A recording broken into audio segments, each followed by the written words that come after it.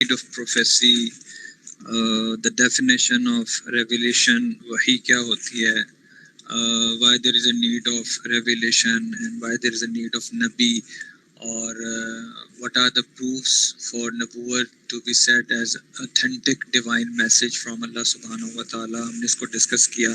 پھر last time ہم نے کیا سنت جو ہے وہ ایک اتھارٹی ہے یا نہیں ہے. جو لوگ یہ کہتے ہیں کہ قرآن مجید کافی ہے، تو کیا خود وہ قرآن ہی کی بہت ساری آیات کو مان رہے ہیں یا نہیں مان رہے؟ تو بہت ساری آیات اس سلسلے میں ایک بک دیکھ رہا تھا، مجھے ملی بڑی اچھی، میں نے سوچا آپ کے ساتھ شیئر کروں. اس کا ٹائٹل میں آپ کو دکھاتا ہوں اس بک کا. دیٹ از اچھا، اس میں مرر امیج آئے گا. اٹ از رسول اللہ صلی اللہ علیہ وسلم کے 500 سنہری ارشادات. تو اس میں if I can set it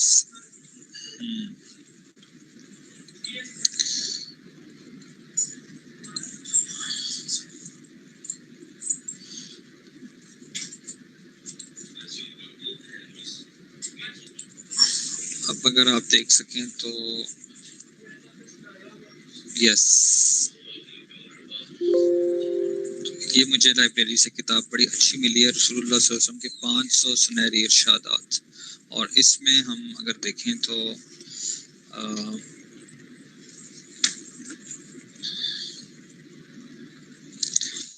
ایمان کی بنیاد اتباع سنت پہ، اس پہ آپ دیکھیں کہ انہوں نے بہت ساری ورسز جو ہیں وہ ایک قرآن مجید سے نکال لی ہیں. میں نے آپ کو 2-3 کی ایگزامپل دی تھی، لیکن آپ دیکھیں کہ انہوں نے قرآن مجید کی آیات، اور پھر دیکھیں کہ کیا سنت ایک اتھارٹی ہے یا نہیں. یہ حدیث میں سے بھی بہت ساری یہ آیات ہیں. اس کے بعد دیکھیں یہ ساری آیات ہیں، یہ بھی آیات ہیں، یہ ساری آیات ہیں جس میں کہ اللہ تعالیٰ حکم دے رہے ہیں نبوت کو فالو کرنے کا، اور اسے پارٹ آف ایمان بتا رہے ہیں. ایسا نہیں ہے کہ ایک آپشنل چیز ہے کہ اللہ کو ماننا ہے تو ضرور ماننا ہے، اور نبوت کو چاہے تو مانو چاہے نہ مانو. It's not an optional thing.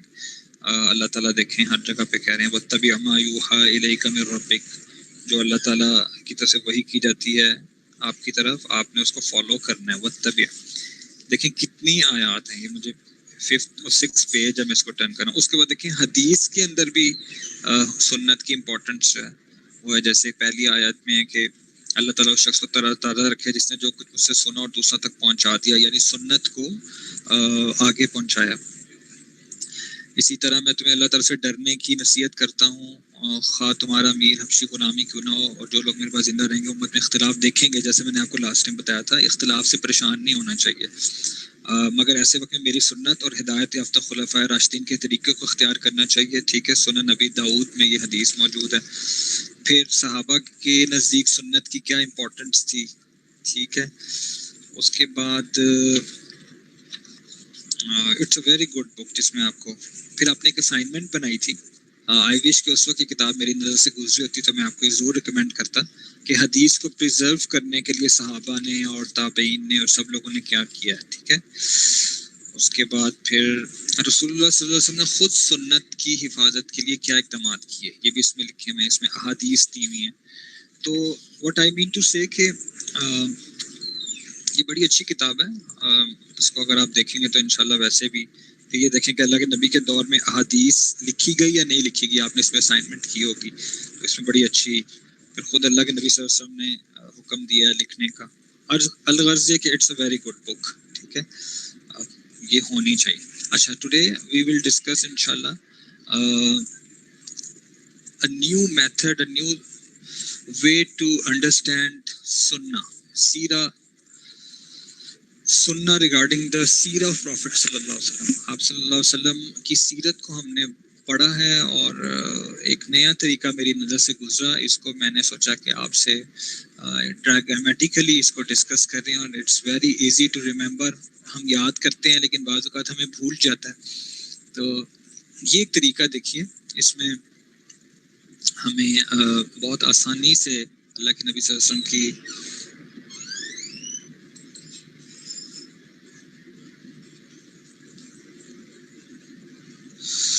جی دیکھو، سب سے پہلے ایک سرکل انہوں نے ڈرا کیا ہوا ہے، اور if I can have a pen.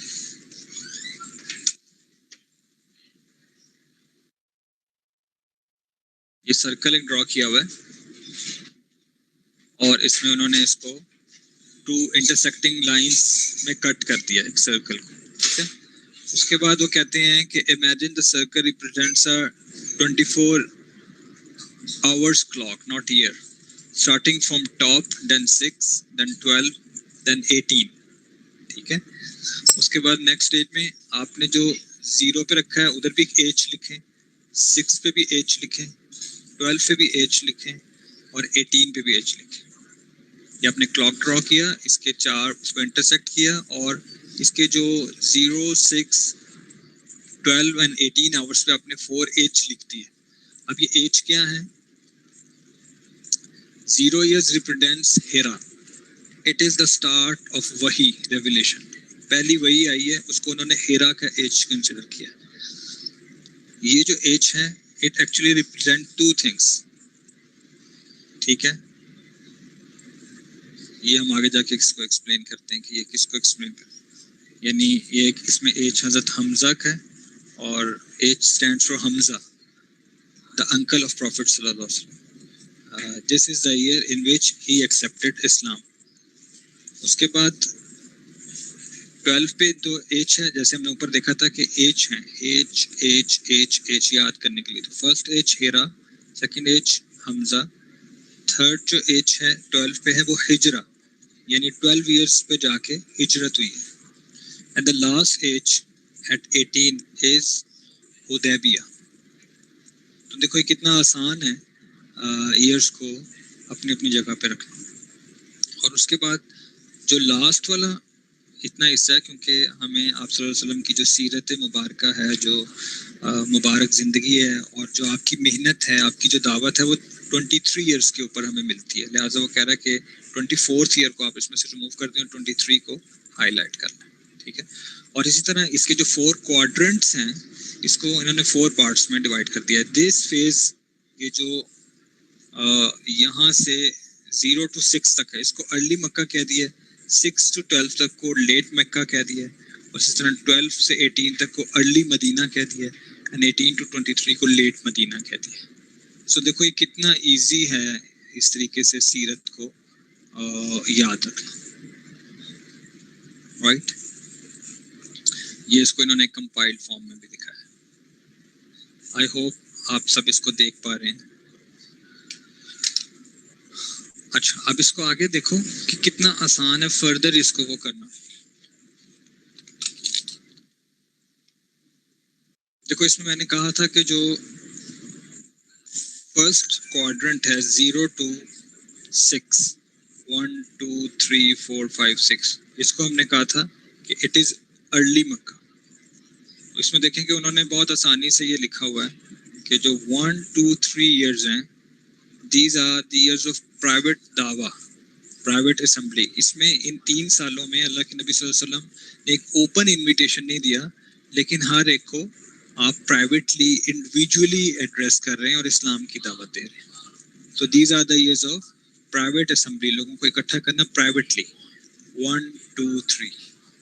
اس کے بعد جب آپ 4th ایئر میں آتے ہو تو 4تھے سال میں پبلک انویٹیشن ملتا ہے. Prophet صلی اللہ علیہ وسلم open up his message and extended family and the rest of the Quraysh. آپ سب کو دعوت دیتے ہیں 4th ایئر میں آ کے. And remember یہ والا جو ہے 0 to 6, یہ سب کا سب ارلی میکن ایرا ہے. اور اس کے بعد 5th ایئر میں آ کے ایبسینیا, امیگریشن ٹو ایبسینیا, ہجرت حبشہ جس میں کہتے ہیں, کہ جب مکہ کے لوگوں نے بہت تنگ کیا ہے, تو آپ کو پتا ہوگا کہ اس میں بہت سارے جو کنورٹس تھے وہ انہوں نے مائگریشن کیا ایبسینیا کی طرف, تاکہ وہاں پہ وہ ایک سیاسی پناہ حاصل کر سکے. اس کے بعد 6th ایئر, جیسے میں نے آپ کو کہا تھا کہ یہاں پہ 0 پہ ایک ایج ہے جو ہیرا کو ریپرزینٹ کر رہا ہے, اسی طرح 6 پہ بھی ایک ایج ہے جو ریپرزینٹ کر رہا ہے حمزہ, سید الشہداء حمزہ رضی اللہ تعالیٰ عنہ, کہ ان کی جو کنورژن ہوتی ہے, اور ان کے ساتھ ساتھ حضرت عمر رضی اللہ تعالیٰ عنہ بھی اسلام لے کے آتے ہیں.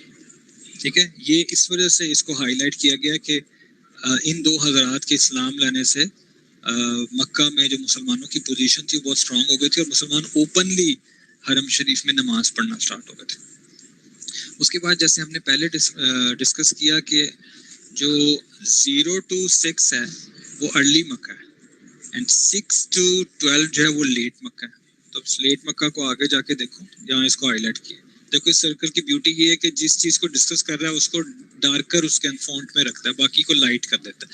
جیسے اس میں ہم اس کو ڈسکس کر رہے تھے تو دیکھیں یہ والے ڈارک تھے, اس میں چونکہ ہم نے لیٹ مکہ کو ڈسکس کرنا ہے تو یہ اس میں دیکھیں جو 7th ایئر ہے, 7th 8th and 9th, اس کو وہ کہہ رہا ہے کہ these are the years of ban on Banu ہاشم.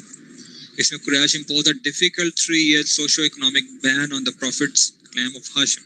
اور اس میں صرف مسلمان ہی شامل نہیں تھے, سب کے سب بنو ہاشم کا ایک سوشو اکانومک بائیکاٹ کر دیا تھا قریش نے. اور یہ 3 سال ہے, 7th 8th and 9th year. اس کے بعد 10th ایئر میں کیا ہوتا ہے,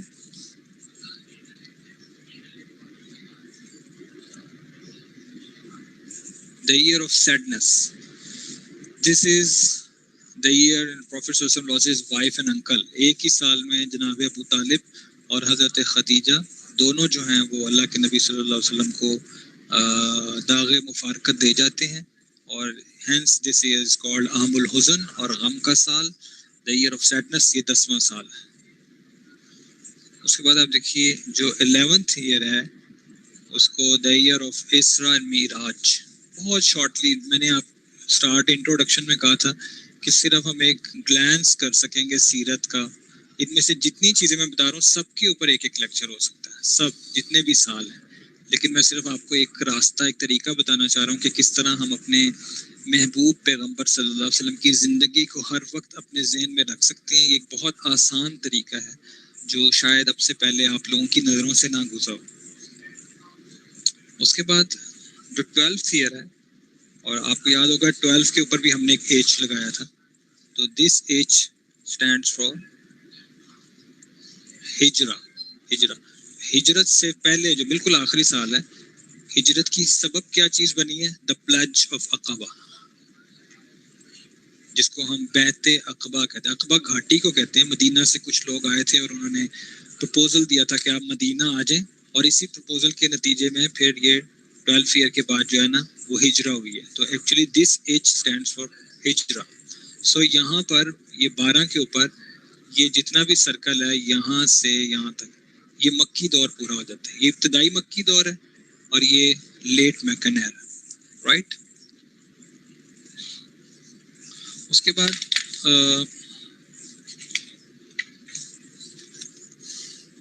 دیکھو اب یہ ہائی لائٹ کر رہا ہے 13 to 18 ایئرس کو, 13, 14, 15. اور آپ کو پتا ہے ہم نے ہر جو کوارڈرنٹ کا اینڈ ہے وہ ایج سے کرنا ہے, ٹھیک ہے. تو 13 ایئر میں کیا ہوا ہے, the prophet migrates to Medina and begins building a new community. 13ویں سال میں ہجرت ہوتی ہے, ایج 14 ایئرس میں raids. This is a year to caravan raids against the قریش.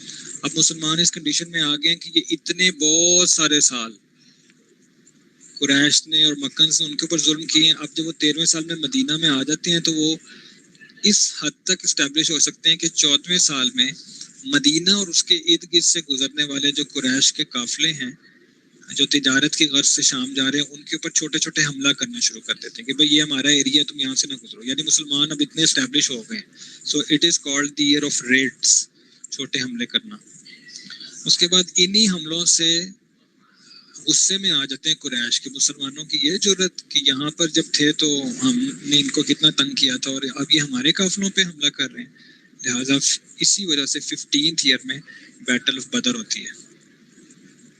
اور آپ کو اس کی ڈیٹیلز پتہ ہیں, آپ نے او لیولز میں, اے لیولز میں, ایف ایس سی میں, میٹرک میں بہت ڈیٹیل سے بدر کے بارے میں پڑھا ہے, بدر 1. لیکن بہت کم لوگ یہ جانتے ہو کہ there is a Badr 1 and there is a Badr 2 as well, جو ہوئی نہیں تھی لیکن اس کے لیے مسلمان باہر آ گئے تھے. تو یہاں پہ یہ پہلا ایک مارکہ ہوتا ہے جو مسلمانوں کو اللہ تعالیٰ فتح عطا فرماتے ہیں, اور 313 لوگ جو ہیں وہ پورے عالم کفر کو شکست دے دیتے ہیں. یہ ایک بہت بڑا دن ہے, اس کو اللہ تعالیٰ نے یوم الفرقان, یوم التقى الجمعان, اور اللہ نے اس دن فرشتے نازل کیے اور وہ فرشتے عام مسلمانوں نے بھی دیکھے, رائٹ. تو یہ ایک بہت بڑا دن ہے اس لحاظ سے. اس کے بعد اس کا غم و غصہ پایا جاتا ہے تو جو قریش ہیں وہ تیاری کرتے ہیں, اور پھر اگلے سال جا کے احد کا مارکا لڑتے ہیں اور اس کے لیے بہت زیادہ پیسے اکٹھے کرتے ہیں، ڈونیشنز کی ایک پوری مہم چلاتے ہیں اور خواتین اپنا گولڈ تک دیتی ہیں. جتنے بڑے بڑے سردار مارے جاتے ہیں اس میں، ان کی فیملیز بہت غم میں ہوتی ہیں، تو ایک بڑی مہم چلاتے ہیں. ٹھیک ہے، اور پھر یہ نارتھ آف مدینہ میں آتے ہیں، اور پھر یہ وہ ایک لڑائی ہے جس میں اپیرنٹلی اللہ کے نبی صلی اللہ علیہ وسلم کا ایک حکم نہ ماننے کی وجہ سے مسلمانوں کو وقتی طور پہ کچھ نقصان کا سامنا کرنا پڑتا ہے. آپ نے دیکھا سنا ہوگا احد پہاڑ ہے، اس کے اوپر ایک چھوٹا سا حصہ تھا، وہاں 50 تیر انداز عبداللہ بن جبیر کی کمانڈ میں متعین کیے تھے، لیکن اللہ کے نبی صلی اللہ علیہ وسلم کی کہنے کو نظر انداز کیا اور جنگ ختم ہونے سے پہلے جگہ چھوڑ دی. کافی نقصان ہے. اب جب یہ ہو گیا، اس کے بعد پھر پروفٹ صلی اللہ علیہ وسلم کو یہ لوگ کہہ کے گئے تھے کہ ہم آپ سے، چونکہ آپ نے ہمیں بدر میں ہرایا تھا، لہٰذا ہم آپ کو بدر میں بھی ایک شکست ضرور دیں گے. تو یہ اس کا ایک چیلنج دے کے گئے تھے. اللہ کے نبی صلی اللہ علیہ وسلم باہر آئے بھی بدر دوبارہ سے ان دا 17th ایئر آف بعثت اور پروفیسی، 70ویں سال میں بدر میں دوبارہ آئے تھے. لیکن یہاں پہ قریش نہیں آ سکے، قریش نہیں آئے، ڈر گئے، واپس چلے گئے، یا انہوں نے مارچ نہیں کیا. لیکن پروفٹ صلی اللہ علیہ وسلم ان کی آرمی بالکل تیار تھی، لہٰذا یہ 17 ایئر میں بدر. اس کے بعد یہ جو یہاں پر ختم ہو رہا ہے 19th ایئر، اس سے پہلے میں نے آپ کہا تھا کہ یہاں بھی ایک ایج ہے، یہاں بھی ایج ہے، یہاں بھی ایج ہے. یہ جو ایج ہے یہ حدیبیہ کا ہے، جو کہ ہو رہی ہے 19th ایئر میں. لیکن اس سے پہلے 18th ایئر میں ایک اور جنگ ہوئی ہے جس کو بیٹل آف ٹرنچ کہتے ہیں.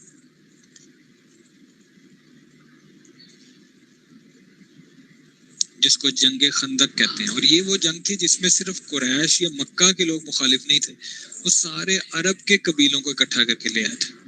تو یہی وجہ کہ پھر حضرت سلمان فارسی رضی اللہ تعالیٰ عنہ کے مشورے پر مدینہ کے ارد گرد خندق کھودی گئی، جیسا کہ ایران میں ہوتا تھا. اور یہ ترکیب دیکھ کے جو ہے نا وہ جو مشرکین تھے حیران رہ گئے کہ یہ ان کو کیسے آیا. اور اللہ تعالیٰ نے قرآن مجید میں سورہ احزاب میں اس کا ذکر کیا ہے کہ ہم نے کیسے تمہاری مدد کی اور کیسے ہوائیں چلائیں، اور ان کی جو برتن تھے کھانے کے اور ان کے جو ٹینٹ تھے وہ تک اکھڑ گئے، ان کے جانور بھاگ گئے، اور یہ اس ٹرنچ کو کراس نہیں کر سکے. آج بھی اس ٹرنچ کے آثار آپ مدینہ منورہ جائیں تو تھوڑے بہت آپ کو نظر آتے ہیں. تو یہ کس سال میں ہوئی تھی؟ یہ بالکل اس جہاں پہ یہ ارلی جو مدینہ کا جو ارلی فیز ہے وہ ختم ہو رہا ہے، اور یہ مدینہ کا لاسٹ فیز ہے یہ والا، جس کو ہم یہاں پہ ڈسکس کرتے ہیں. تو یہ دیکھو 19 ایئر میں کیا ہو رہا ہے، صلح حدیبیہ ہو رہا ہے، جس میں Muslim sign the peace treaty that ends hostilities with Mecca. اس کا فائدہ یہ ہوا کہ جن لوگوں کو انہوں نے ہاسٹائل بنایا ہوا تھا وہ ہو گئے. اپیرنٹلی یہ لگ رہا تھا کہ یہ تھوڑا سا مسلمانوں کے اگینسٹ ہے، لیکن آگے جا کے پتہ چلا کہ نہیں، اس کے بہت فوائد ہیں، اور وقت نے دکھایا کہ فتح مکہ جو ہے اس کی جو ابتدا ہے وہ یہاں سے سٹارٹ ہو گئی تھی. اس کے بعد 20th ایئر آتا ہے 19 میں حدیبیہ، 20th ایئر میں conquest of مکہ ہوتی ہے. پروفیٹ صلی اللہ علیہ وسلم march with 10,000 followers and peacefully reclaims مکہ. اور پیسفلی دیکھو، اور یہ آپ نے پڑھا ہے، اللہ کے نبی جب آ رہے ہیں تو سر مبارک جھکا ہوا ہے عاجزی کی وجہ سے، اور کیا اعلان کر رہے ہیں کہ جو اپنے گھر میں چلا جائے اور دروازہ بند کر دے اس کو بھی امان ہے، جو ابو سفیان کے گھر چلا جائے اس کو بھی امان ہے، جو اپنے ہتھیار ڈال دے اس کو بھی امان ہے.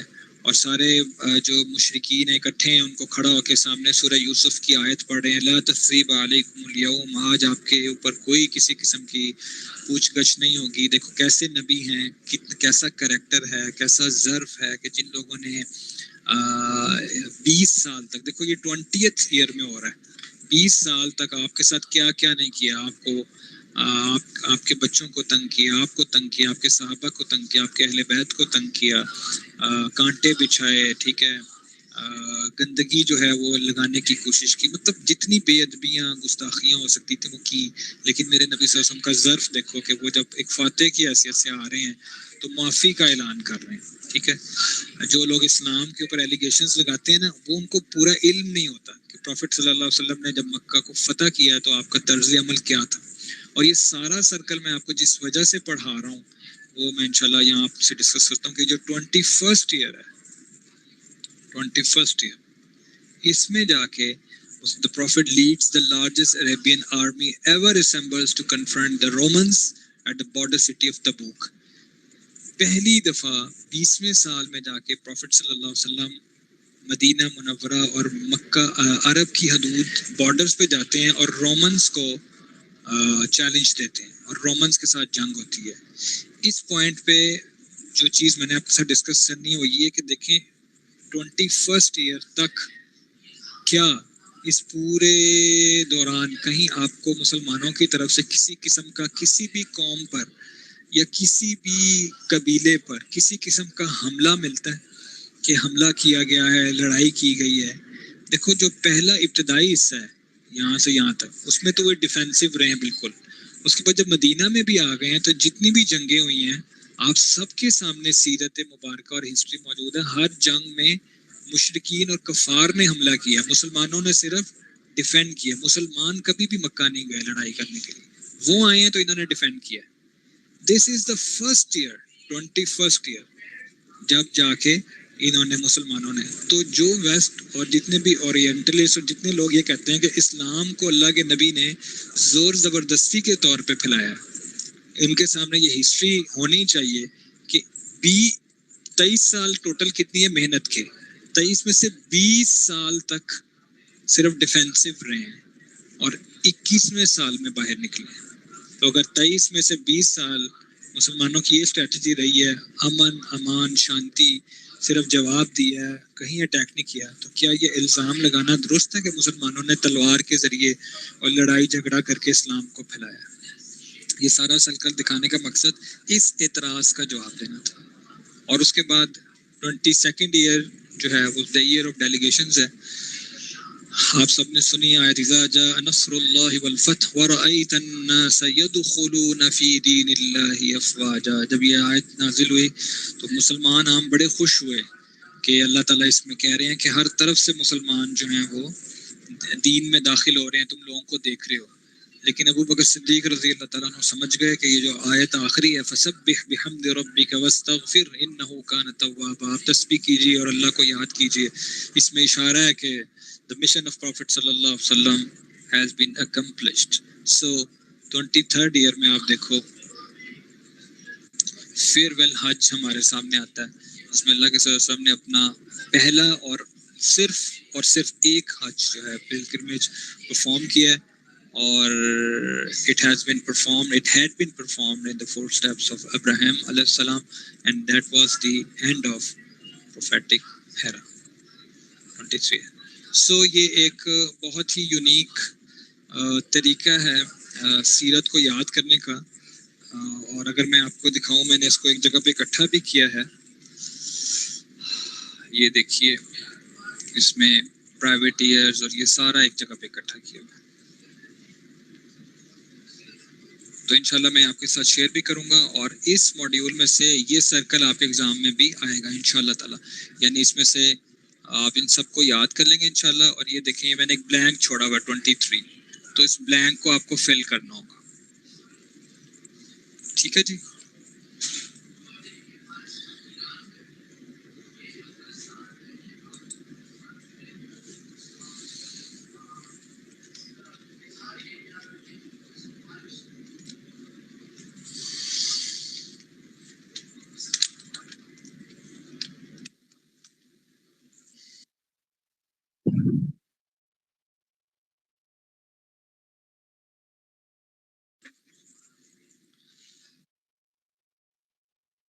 جی ایل ایم ایس پہ انشاءاللہ میں ان کو ڈال دوں گا, اور اگر فرض کریں ایل ایم ایس پہ نہیں بھی ہوتے کیونکہ ان کو اسکین کرنا پڑے گا, تو یہ لیکچر آپ کے سامنے ہے بیٹا, اس کو اوپن کرنا اور پھر دیکھ لیں.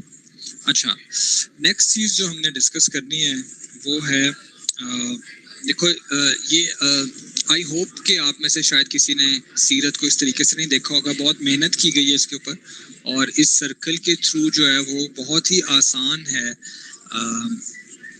اللہ کے نبی صلی اللہ علیہ وسلم کی ساری مبارک زندگی کو. ہر مسلمان جو یہ دعویٰ کرتا ہے کہ وہ اللہ کے نبی صلی اللہ علیہ وسلم محبت کرتا ہے, تو اللہ کے نبی صلی اللہ علیہ وسلم کی ساری زندگی اس کا ایک گلانس ہر وقت اس کے ذہن میں ہو, اور اس کو پتہ ہو کہ میرے نبی نے کس موقع پہ کیا اسٹریٹجی اپنائی اور کیا قربانی دی. ٹھیک ہے.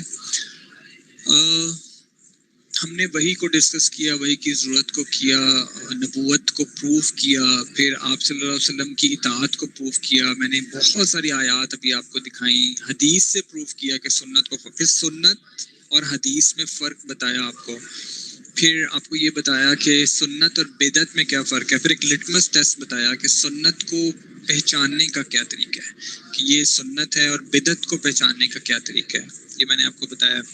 اس کے بعد آج ایک چیز جو اپنی جگہ پہ ایک مکمل کورس ہے، مکمل کورس ہے، and I wish and I urge that every one of you should do this course. اس کو 30 ڈیز پہ بھی کروایا جاتا ہے، 3 ڈیز پہ اس کا ایک انٹرو بھی دیا جاتا ہے، جس کو ختم نبوت کورس کہتے ہیں. یہ بہت ڈیٹیلڈ ہے، اس میں بہت ساری باتیں ہیں. میں اس میں سے کچھ پوائنٹس آپ کے ساتھ ڈسکس کروں گا. آپ لوگ وقتاً فوقتاً مختلف موڈیولز میں مجھ سے کچھ کوسچنس پوچھتے رہے ہو ختم نبوت کے حوالے سے. جی، ختم نبوت کے حوالے سے پوچھتے رہے ہو، حضرت عیسیٰ علیہ السلام سے متعلق پوچھتے رہے ہو، حضرت امام مہدی علیہ السلام کے متعلق پوچھتے رہے ہو.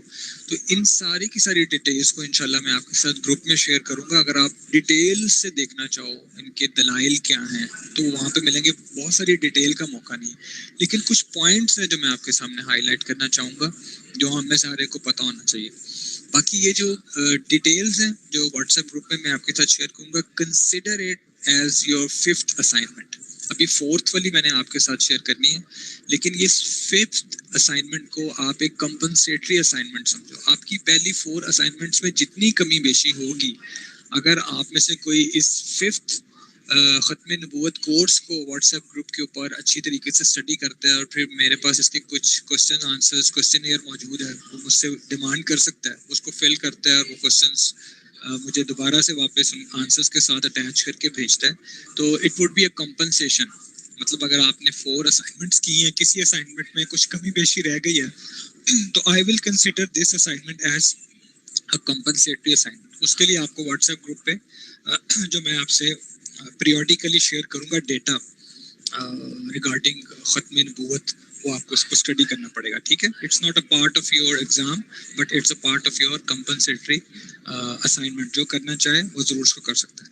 جو چیز سمجھنے کی ہے وہ یہ ہے کہ عقیدہ ختم نبوت ہے کیا. اور مجھے جب ختم نبوت کی بات آئے گی تو مجھے کیا عقیدہ رکھنا ہے اللہ کے نبی صلی اللہ علیہ وسلم کی نبوت کو لے کے. تو دیکھو، اللہ تعالیٰ نے تمام انسانوں کی ہدایت کے لیے جو ہے وہ انبیاء کو بھیجا ہے. پہلے نبی جو ہے حضرت آدم علیہ السلام ہیں، اور اس کے بعد آخری نبی جو ہے حضرت محمد مصطفیٰ صلی اللہ علیہ وسلم ہے. اور جتنے بھی انبیاء میں اللہ نے جتنے کمالات رکھے تھے وہ سب کے سب مکمل کر دیے ہیں.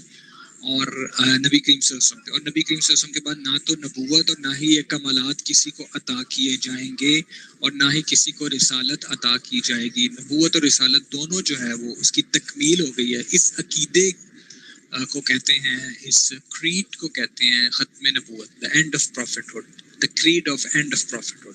اور یہ ہر مسلمان کے ایمان کا لازمی حصہ ہے. اب کیا یہ قرآن سے ثابت ہے کہ نہیں؟ بہت ساری آیات ہیں جو میں گروپ میں تمہارے ساتھ شیئر کروں گا، لیکن میں ایک مثال دے دیتا ہوں. تم قرآن میں جتنی بھی آیات پڑھو گے اس میں تمہیں ملے گا وَاتَّبِعْ مَا أُنزِلَ إِلَيْكَ وَمِن قَبْلِكَ، کہ تم فالو کرو اس وحی کو جو یا نبی آپ پر ہم نازل کر رہے ہیں اور آپ سے پہلے. کسی ایک آیت میں بھی یہ نہیں ملے گا کہ اس کو بھی فالو کرو جو تمہارے بعد آئے گا. تو یہ ختم نبوت کی دلیل ہے کہ اللہ تعالیٰ جب بھی پروفٹ کو وحی کے بارے میں کہتے ہیں فالو کرنے کو، اور امت کو کہتے ہیں تو کہتے ہیں کہ جو آپ پر نازل کیا گیا اور جو آپ سے پہلے کیے. قرآن کے شروع میں ہے نا کہ والذی انزل الیک وما انزل من قبلک، لیکن کبھی من بعدک نہیں آیا. تو قرآن میں تمام آیتیں پروف ہیں کہ بعد میں کوئی وحی نہیں آئے گی. وہ بے شمار آیات ہیں جو میں آپ کے ساتھ شیئر بھی کروں گا، لیکن میں نے ایک پرنسپل عرض کر دیا. اسی طرح اللہ کے نبی صلی اللہ علیہ وسلم کی احادیث ہیں جس میں اللہ کے نبی صلی اللہ علیہ وسلم نے اپنے آپ کو خاتم النبیین کہا ہے. قرآن میں بھی کہا ہے سورہ احزاب میں ما کان محمد ابا احد من رجالکم ولکن رسول اللہ وخاتم النبیین. ٹھیک ہے، کہ آپ کے بعد. اور ختم کہتے ہیں سیل کو، مہر لگانے کو، بند کر دینے کو. جب کسی چیز کو بند کر کے سیل آؤٹ کر دیا جائے نا تو اس کو کہتے ہیں مہر لگا دینا. تو اللہ کے نبی صلی اللہ علیہ وسلم پھر ایک حدیث بھی ہے جس میں آپ سے نے ایک عمارت کا ذکر کیا کہ ایک شخص آیا، اس نے عمارت بنائی، اس میں ایک اینٹ کی جگہ خالی تھی، اور وہ اینٹ جو ہے وہ میں ہوں اور میں آخری نبی ہوں. اور اس نے وہ جو اس اینٹ عمارت کو وہ شخص دیکھتا تھا تو وہ کہتا تھا بڑی خوبصورت عمارت ہے لیکن اس میں اینٹ کی جگہ کیوں چھوٹی ہوئی ہے. یہ ایک بڑی طویل حدیث ہے. یہ ہے. پھر اور بہت ساری احادیث ہیں جس میں اللہ کے نبی صلی اللہ پھر اللہ کے نبی صلی اللہ علیہ وسلم کا طرز عمل کہ آپ نے آپ کی زندگی میں اگر کسی نے دعویٰ کیا نبوت کا تو آپ کا کیا طرز عمل تھا. پھر آپ کے بعد آپ دیکھو جتنے بھی غزوات ہوئے نا اس میں 23 سالہ اس میں ٹوٹل اگر ملا کے دیکھا جائے نا تو 260 کے قریب صحابہ شہید ہوئے, اونلی 260. لیکن وہ جنگ جو مسلمہ کذاب کے خلاف حضرت ابوبکر صدیق رضی اللہ تعالیٰ عنہ کے دور میں لڑی گئی, یہ صرف اس ایک جنگ میں 1200 کے قریب صحابہ نے جام شہادت نوش کیا. یعنی 23 سال میں 260 اور صرف ایک جنگ میں 1200. یہ اتنا بڑا فتنہ تھا نبوت کا کہ نبوت ایک مطلب نیا نبی سامنے آ رہا اور وہ کہہ رہا ہے کہ میں نبی ہوں, کہ اتنی بڑی تعداد میں صحابہ نے قربانی دی ہے اس عقیدے کی حفاظت کے لیے. تو آج بھی سوشل میڈیا کے اوپر اور بہت سارے فورمز کے اوپر اس عقیدے کے اوپر جو ہے وہ ڈاکہ ڈالنے کی کوشش کی جاتی ہے, اور جو جن لوگوں کا علمی بیک گراؤنڈ نہیں ہوتا ان کو ڈفرینٹ احادیث اور آیات کے ذریعے گمراہ کیا جاتا ہے, اور صرف وہی لوگ اس ٹریپ میں آتے ہیں جن کو ان آیات یا ان احادیث کا صحیح مطلب اور مفہوم پتہ نہیں ہوتا. یہی وجہ ہے کہ ہم نے یہ ڈیسائیڈ کیا کہ ہم آپ کے ساتھ as the institute of Islamic perspective and guidance ہم آپ کے ساتھ وہ آیات وہ احادیث اور ان کی شارٹ ڈسکرپشن شیئر کریں گے, تاکہ کسی بھی موقع پہ اگر آپ کے سامنے کوئی بندہ کسی آیت کو غلط انٹرپریٹ کرے, خواہ وہ حضرت عیسیٰ علیہ السلام کے متعلق ہو یا وہ کوئی ایسی حدیث جو امام مہدی علیہ السلام کے متعلق ہو, وہ غلط انٹرپریٹ کرے اور آپ کے ایمان کو ہائی جیک کرنے کی کوشش کرے, تو آپ کے پاس اس کی صحیح عربک گرامیٹک اور ہر لحاظ سے جو اس کی صحیح انٹرپریٹیشن ہے وہ ریفرنسز کے ساتھ موجود ہو. تو ہم انشاءاللہ آپ کے ساتھ ایک ایسا وہ شیئر بھی کر لیں گے. اچھا, ہسٹری جو ہے اس کے لیے بہت ساری کتابیں تم پڑھ سکتے ہو کہ غلام احمد قادیانی کون تھا, اور یہ کس طرح اس نے کیا کیا جابس کی, اور اس کی اسپیشلٹی کیا تھی, اور اس نے کیا کیا دعوے کیے. مطلب اتنا کنفیوز آدمی تھا, اپنے آپ کو نبی بھی کہتا تھا, اپنے آپ کو کہتا تھا میں حضرت عیسیٰ بھی ہوں, یہ کہتا تھا میں امام مہدی بھی ہوں, اور بہت دعوے کر کے پھر اس نے کچھ غلط اور نامناسب الفاظ کا استعمال کیا اپنی بکس میں, جو ابھی بھی اس کی اصل بکس میں اگر آپ لوگ کہیں کہ نہیں یہ جھوٹ ہے, تو اسکینڈ فارم میں لوگوں نے ریسرچ کر کے نکالا ہے کہ یہ لینگویج کوئی نبی لکھ سکتا ہے جو اپنی کتابوں میں لکھ رہا ہے. براہیم احمدیہ میں اور مدارج نبوہ ایٹسٹرا وغیرہ میں اس نے جو لفظ استعمال کیے ہیں صحابہ کے لیے, اور پھر تمام مسلمانوں کو دا ڈاگز آف دا ہیل کہنا کتنا برا لفظ ہے, کہ کوئی نبی یہ الفاظ آگے جو مجھے نہیں مانے گا he is like one of the dog of the hell. دیکھو ایسا لفظ استعمال کیا اپنی کتاب کے اندر جس کا کہ ریفرنس موجود ہے, اسکین موجود ہے. تو تعارف کرانا مقصود نہیں ہے. ہسٹری بہت لمبی ہے, کب پیدا ہوا کب مرا, کیا اس کے فالوورز تھے, اور ہسٹری کن لوگوں نے اس کو اپوائنٹ کیا, وہ آپ پڑھ سکتے ہو. بہت ساری بکس ہیں, اگر آپ میں سے کوئی پڑھنا چاہے تو میں ریفر بھی کر دوں گا. پوائنٹ یہ ہے کہ what is the difference between a Qadiani and a کافر. ٹھیک ہے, یاد رکھو کہ آئین پاکستان کے مطابق قادیانیوں کو نان مسلم اور کافر ڈکلیئر کیا گیا. آئین پاکستان کے مطابق پاکستان کا آئین جو ہے وہ کہتا ہے کہ these are non Muslims. What is the difference, پہلے ڈفرنس سمجھ لو. ڈفرنس یہ بچے کہ جتنے بھی عام نان مسلمس ہیں جو کہتے ہیں کہ ہم اسلام کو ایکسیپٹ نہیں کرتے, اسلام کی ٹیچنگز ہمارے لیے ایکسیپٹیبل نہیں ہے, وی ول فالو کرسچینٹی اور وی ول فالو دا جوئزم, یا جو بھی ہمارا بدھائزم ہے, اگر ہم کسی بھی ریلیجن کو فالو نہیں کرتے تو ایتھیزم کی طرف ہم جاتے ہیں. بٹ جو بھی ان کی اسکول آف تھاٹ ہے ریلیجن وائز وہ اس کو ڈکلیئر کرتے ہیں, اور وہ یہ ایکسیپٹ کرتے ہیں کہ یس وی آر نان مسلمس. کوئی یہودی کوئی عیسائی کبھی بھی آپ کو یہ کہتا ہوا نظر نہیں آئے گا کہ میں اسلام کو نہیں مانتا لیکن میں مسلمان ہوں, میں نبی صلی اللہ علیہ وسلم کو نہیں مانتا, میں ان کی ٹیچنگس کو نہیں مانتا, میں مسلمان. وہ کہتا ہے میں یہودی ہوں, میں میری یہ عقائد ہیں اور میں موسیٰ علیہ السلام کی شریعت کو فالو کرتا ہوں. کرسچن کہتا ہے کہ میں محمد صلی اللہ علیہ وسلم کی ٹیچنگس کو نہیں مانتا لیکن میں کرائسٹ کی جو ٹیچنگز ہیں ان کو مانتا ہوں, میں عیسائی ہوں, میں مسیحی ہوں, میں کرسچنز ہوں. لیکن وہ گروپ, اب میں تمہیں ایک فقہی ٹرم بتاتا ہوں. فقہ میں نے سیکنڈ ماڈیول میں تمہیں بتایا تھا. فقہ میں ایسے گروپ آف پیپل جو نہ صرف یہ کہ مسلمانوں کے عقائد کو نہ مانیں بلکہ یہ کلیم کریں کہ still they are Muslims and the Muslims they are non-Muslims. یعنی ہم مسلمان ہیں گو کہ وہ مسلمان نہیں ہیں، اور جو لوگ ہمارے بلیفس کو ایکسیپٹ نہیں کریں گے وہ نان مسلمز ہو جائیں گے. اس گروپ کو کہتے ہیں دا گروپ آف زنادقہ، زندیق. یہاں میں لکھ دیتا ہوں. ہم میں سے بہت سارے لوگوں کو کنفیوژن ہے. میں یہ پوائنٹ آپ کو کیوں سمجھا رہا ہوں کہ کیوں کہا جاتا ہے کہ قادیانیوں کے ساتھ لین دین نہیں کرنا، قادیانیوں کے ساتھ بائیکاٹ کرنا ہے.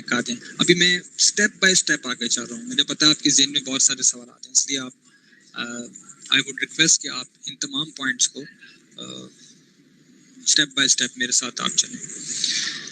جتنے بھی مسلمانوں کے اسکول آف تھاٹس ہیں، خواہ وہ اہل سنہ ہوں، اہل تشیع ہوں، پھر آگے جو سیکٹس ہیں، امامیہ گروپ ہے، یا جو عباسیہ ہے، ظاہریہ ہے، یا اثنا عشریہ ہے، یا اہل سنہ میں دیوبندی ہیں، بریلوی ہیں، اہل حدیث ہیں، اسلاف ہیں، جتنے بھی گروپس ہیں، سب کا متفقہ فتویٰ ہے اور سب کی متفقہ اس کے اوپر ایک ہی رائے ہے کہ ان لوگوں کے ساتھ لین دین حرام ہے، ناجائز ہے، نہیں کرنا. بہت سے لوگوں کے ذہن میں یہ سوال پیدا ہوتا ہے، یار کرسچن سے ڈیلنگز کرتے ہو، یہودیوں کی پروڈکٹس یوز کرتے ہو، تمہارے وہاں جو کمپیوٹر یوز ہو رہا ہے وہ چائنیز نے بنایا ہے، تمہارے یہاں جو ایئر کنڈیشن یوز ہو رہا ہے وہ بدھسٹ نے بنایا ہے، پھر یہ کیوں کہتے ہو نا. اس کی وجہ یہی ہے کہ مسلمز اور نان مسلمز یہ دو گروپس تو ہیں، اور جو نان مسلمز ہیں وہ کلیم کرتے ہیں کہ یس وی آر نان مسلمز.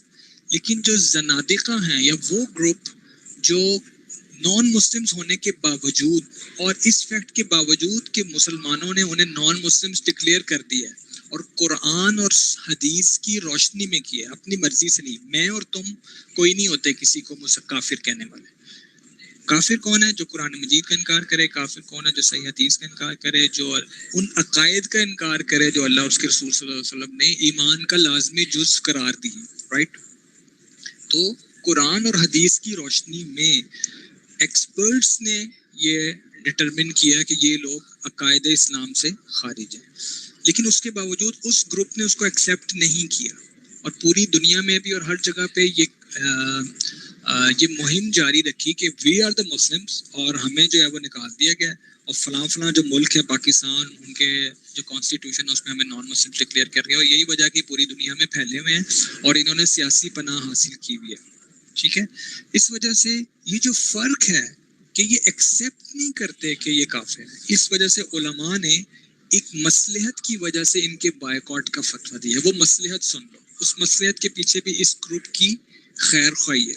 وہ خیر خواہی یہ ہے کہ اگر ہم ان کے ساتھ بالکل نارملی ملتے جلتے رہیں گے، لین دین جاری رکھیں گے، تو کبھی بھی انہیں اپنے اس عقیدے کی غلطی کا احساس نہیں ہوگا. لہٰذا انہیں یہ احساس دلانے کے لیے کہ عقیدہ ختم نبوت میں ان سے غلطی ہوئی ہے، اور یہ جو دلائل دیتے ہیں کہ نہیں نبوت کی ضرورت قیامت تک رہے گی اور نبی قیامت تک آتے رہنے چاہیے، اور جس طرح ہمارا جو نبی ہے وہ دراصل وہ الگ سے ایک نبی نہیں تھا، جبکہ وہ نبی کریم صلی اللہ علیہ وسلم کا ہی سایہ تھا، جس کو یہ ذل نبی کہتے ہیں، یہ بروزی نبی کہتے ہیں. بہت ڈیٹیل ہے، نبوت کی ٹائپس کو بیان کرتے ہیں. اس جو کانسیپٹ ہے اس کو سمجھنے میں ان سے غلطی ہوئی ہے. اس غلطی کا احساس دلانے کے لیے اینڈ آئی ٹیل یو، جو ایکسپرٹس ان سے بات کرتے ہیں جن کا یہ فیلڈ ہے، اور یہ ایک اپلائیڈ فیلڈ ہے، یعنی ہر شخص ختم نبوت کے بارے میں نان مسلم سے بات نہیں کر سکتا. جی ہاں، مطلب ہم لوگوں کو تو بیسکس سیکھنے کی ضرورت ہے نا. اینڈ ختم نبوت از این اپلائیڈ فیلڈ. یہ بیسکس کو سیکھے بغیر نہیں آتی، یہ بہت ہائی فائی لیول کے اوپر آتی ہے. تو وہ ایکسپرٹس، وہ علماء کرام جو ختم نبوت اور اس کے سارے میٹیریل کی اور دلائل کے ماہر ہیں کہ ہم سے کیا کوسچنز آئیں گے اور ہم نے ان کے کیا آنسرز دینے ہیں قرآن سے، حدیث سے، ان لوگوں نے جب ان سے بات کی ہے اور ان کو سمجھایا تو بہت سارے احمدیہ اور قادیانی جو لوگ ہیں انہوں نے اپنے اس عقیدے سے توبہ بھی کی ہے. اور دیٹس واٹ اسلام نیڈس. اب میں نیکسٹ پوائنٹ تمہیں بتانا چاہتا ہوں. وہ پوائنٹ یہی ہے کہ اسلام یا مسلمان امن پھیلانے والے لوگ ہیں. یہ لوگوں کو مارنے کے لیے نہیں بیٹھے ہوئے. بہت سارے لوگ کہتے ہیں فلاں کو مار دو، فلاں کو مار دو، فلاں گستاخ ہے، فلاں گستاخ ہے. کیا مجھے اور آپ کو اجازت ہے ہتھیار اٹھانے کی؟ جواب کیا ہے؟ نہیں. سیرت سے یہ پتہ چلتا ہے کہ ہمیشہ اس طرح کے فیصلے کورٹ میں ہوئے ہیں، قاضی نے کیے ہیں، قانون نے کیے ہیں. میرا اور آپ کا کام اس طرح کی گستاخی کو رپورٹ کرنا ہوتا ہے، خود ہتھیار ہاتھ میں اٹھانا نہیں ہوتا. اسلام اس کی اجازت نہیں دیتا. رہی بات اس کی کہ کیا نبی کریم صلی اللہ علیہ وسلم نے بھی گستاخان اور جو نبوت کے دعویٰ دار تھے ان کو مرڈر کرنے کا حکم دیا، تو یس، but a point is to be cleared کہ نبی کریم صلی اللہ علیہ وسلم نبی تو تھے ہی، لیکن اس وقت وہ ریاست مدینہ کے رولر بھی تھے، وہ حکمران بھی تھے. تو اس طرح کے تمام حکم وہ بطور ایک حکمران کے اور ایک قانون نافذ کرنے والے ادارے کے سربراہ کی حیثیت سے جاری فرما رہے تھے. تو یہ ڈفرینس ہے. اس طرح کے جو احکامات ہوں گے کہ کیا معاشرے میں کسی کی وجہ سے کسی خاص مذہب والوں کی دل آزاری ہو رہی ہے، کوئی توہین نبوت کر رہا ہے، کوئی گستاخ رسول ہے یا نہیں ہے، میرا آپ کا کام اس کو رپورٹ کرنا ہے جو لا امپلیمنٹ کرنے والے ادارے ہیں ان کو. لیکن قانون خود ہاتھ میں لینے کی اجازت ہم میں سے کسی کو نہیں ہے. لہٰذا قادیانیوں کا بھی جو بائیکاٹ کرنا ہے وہ ان کو راہ راست پر لانے کے لیے کرنا ہے تاکہ ان میں ایک احساس دلا جائے. ایک تو یہ ریزن ہے بائیکاٹ کی. دوسری بات یہ ہے کہ بات میں بہت ہی زیادہ تصدیق کرنے کے بعد آپ سے کر رہا ہوں کہ اور ہماری انٹیلیجنس ایجنسیز جو ہیں وہ بھی اس بات کی گواہ ہیں، وہ بھی جانتی ہیں کہ پوری دنیا میں جب سے خاص طور پہ ان لوگوں کو constitution of Pakistan and non Muslim declare کیا ہے تو یہ لوگ اینٹی پاکستان بھی ہیں. اور وطن کی محبت، وطن کی حمیت سیرت سے ثابت ہے. اللہ کے نبی صلی اللہ علیہ وسلم مکہ سے نکل رہے ہیں تو مکہ کو مخاطب کر کے اپنے جذبات کا اظہار کریں. مدینہ میں رہ رہے ہیں تو مکہ کی یاد آپ کو اور صحابہ کو، اور اس کا مطلب ہے کہ جو اپنا وطن ہوتا ہے اس کی محبت ہر شخص کے دل میں ڈال دی گئی ہے. تو پاکستان سے محبت میرے اور آپ کے خون میں شامل ہے. تو جو شخص پاکستان کے خلاف ہوگا، اسلام کے خلاف تو ہیں ہی ہیں، لیکن جو پاکستان کے بھی خلاف ہوگا ہم کبھی بھی اس کا ساتھ نہیں دیں گے. تو یہ مصدقہ اطلاعات ہیں اس بارے میں، انٹیلیجنس رپورٹس موجود ہیں کہ قادیانی اور احمدی جو ہیں وہ پوری دنیا میں ان ایجنسیز کے ساتھ مل کے پاکستان کے کاز کو نقصان پہنچانے کی کوشش کرنے میں کیوں ان کو اس بات کا غصہ ہے کہ پاکستان نے ہمیں نان مسلم کیوں ڈکلیئر کیا، رائٹ. اس وجہ سے ان کو سپورٹ کرنا ان کے کاروبار میں وہ اب آپ کا کام ہے. آپ سرچ کرو کہ کون کون سے لوگ ہیں جو اس کے جو قادیانی ہیں اور اپنے بزنس اور وہ ساری کمیونٹی میں پھیلایا ہوا ہے. اس کے اوپر بھی رپورٹس ملتی ہیں، لوگوں نے محنت کی ہے، لیکن تصدیق کر کے کرو، کسی کے الزام پہ نہیں چلنا چاہیے. ونس اٹ از پروف کہ ہاں فلاں شخص. اور ان کے سسٹم کو میں نے بہت ہی گہرائی سے اسٹڈی کیا ہے. میرا کچھ ایسے لوگوں سے تعلق رہا ہے جو پہلے قادیانی تھے اور بعد میں اللہ تعالیٰ نے ان کو ہدایت دی. ان کے تھرو مجھے پتہ چلا کہ کس طرح ان کے وہ لوگ جو صاحب حیثیت ہیں ان کی دولت میں کتنا حصہ ان کی اینٹی پاکستان اور اینٹی اسلام مہم کے لیے بطور فنڈنگ کے جاتا ہے. لہٰذا اگر میں ایک 100 روپے کا ان سے تعاون کر رہا ہوں تو اس 100 روپے کے اندر 10 یا 20 روپے میرے ہی ملک پاکستان کے خلاف یا میرے ہی پیارے دین اسلام کے خلاف استعمال ہوگا. تو یہ 2 ریزنز ہیں جس کی وجہ سے مجھے ان کے ساتھ کسی قسم کا تعلق نہیں رکھنا، مجھے ان کے ساتھ کسی قسم کی دوستی نہیں لگانی، مجھے ان کے ساتھ کسی قسم کی بات چیت نہیں رکھنی unless until نمبر 1 مجھے انہیں صحیح راستے پہ آنے کی دعوت دینی ہے. تو اب میں ان کے پاس جاؤں گا، ان سے بات کروں گا، لیکن ڈیفینیٹلی اس کے لیے پہلے مجھے خود پریپیئر ہونا ہے. اب میں واٹس ایپ پہ آپ کے ساتھ جب شیئر کروں گا نا کہ یہ لوگ کتنی زبردست ٹیکنیکل قسم کی باتوں میں آپ کو آیت لیں گے اور اس سے پروف کر دیں گے اپنے عقیدے کو، لیکن چونکہ ہمیں اس آیت کا بیک گراؤنڈ پتہ نہیں ہوگا، اس میں جو عربک ورڈ یوز ہو رہا ہے ہمیں اس کی وکیبلری نہیں آتی ہوگی. جیسے یہ وفا استوفا عیسیٰ لفظ استعمال کرتے ہیں، پروف کرتے ہیں کہ حضرت عیسیٰ کو وفات دے دی گئی ہے، لیکن وفا کا مطلب عربی میں ہوتا ہے پورے کا پورا لے لینا، کسی چیز کو پورے کا پورا لے لینا. اور سورہ زمر کی ایک آیت ہے، اس وہ شاید میں کہتا ہوں اللہ تعالیٰ نے نازل فرمائی ہے تو انہی لوگوں کے جواب کے لیے کی ہے. اس میں وفا اور موت دونوں کے لفظ اکٹھے استعمال کیے اللہ نے. سورہ زمر میں ایک آیت ہے، تو اس سے یہ پروف ہوتا ہے کہ موت اور وفا 2 الگ چیزیں ہیں. اگر یہ ایک ہی چیز ہوتی تو اللہ ایک ہی آیت میں دونوں لفظوں کو الگ الگ استعمال نہ فرماتے. تو اب جس شخص کو یہ علم ہوگا اس کو پتہ چلے گا، ورنہ عام بندہ یہی سمجھے گا یار یہ وفا شاید اردو والا وفات ہے. تو میں نے آپ کو ایک مثال دی. اسی طرح امام مہدی کے آنے کے بارے میں جو عقیدہ ہے، اسی طرح نبی کریم صلی اللہ علیہ وسلم کا خاتم النبیین، خاتم لفظ کے اوپر انہوں نے لوگوں کو بہت ٹریپ کرنے کی کوشش کی ہے کہ یہ مور لگانے والے کو کہتے ہیں، اور نبی کریم صلی اللہ علیہ وسلم خود اگر کسی کی نبوت پہ مور لگا دیں تو وہ نبی ہوگا. اس طرح ٹریپ کرنے کی کوشش کرتے ہیں. لہٰذا مکمل علم کے بعد ان سے بات چیت ہو سکتی ہے، اس سے پہلے رکھو گے تو یہ تم لوگوں کو مطلب تم سے مراد ہے، مجھ سے مراد ہے کہ جن لوگوں کا ابھی بیسکس کے اوپر کام جاری ہے تو وہ لوگ کنفیوز ہوں گے. پھر اچھا یار کہہ تو ٹھیک رہے ہیں، یہ جو کہنا ہے نا کنفیوز ہونا، کہہ تو ٹھیک نہیں، یہ انسان کے اپنے ایمان کے لیے خطرہ ہے. اس لیے ایکسپرٹس کہتے ہیں کہ ان سے زیادہ بات چیت میل جول مت رکھو unless until you are prepared to talk with them. آپ کرو، اور نیت یہ ہونی چاہیے کہ آپ انہیں واپس صحیح عقیدے کی طرف لے کے آئیں، یہ ایک بہت بڑی نیکی ہوگی، لیکن اس سے پہلے نہیں۔ اور دوسری بات یہ کہ مجھے کیوں ان کا بائیکاٹ کرنا ہے، اس لیے کہ ان کا اینٹی پاکستان اور اینٹی اسلام جتنے بھی قسم کے ان کے تعاون اور ان کی اسکیمز چل رہی ہیں، ان کے پروفس بھی موجود ہیں، اور یہ سارے کا سارا نیٹ ورک جو ہے وہ اس کو چلا رہے ہیں، وہ کیا جا سکتا ہے، ٹھیک ہے۔ تو اسی طرح ختم نبوت کا کام کرنے کی جو فضیلت ہے وہ صحابہ کرام کے دور سے، اگر آپ، میں نے حضرت ابوبکر صدیق کی رضی اللہ تعالیٰ عنہ کی مثال دی، حضرت عمر فاروق رضی اللہ تعالیٰ عنہ کے دور میں کیا ہوا، اور پھر مختلف حضرات کی کیا اس میں قربانی ہے، اور اللہ کے نبی صلی اللہ علیہ وسلم نے مختلف جو حضرات ہیں جن کو اپوائنٹ کیا تھا ان کاموں کے لیے کہ وہ جائیں اور جو جھوٹے نبوت کے دعوے دار ہیں ان کو ختم کریں، ان کو کیا بشارتیں دی گئیں، یہ بھی اپنی جگہ پہ ایک الگ وہ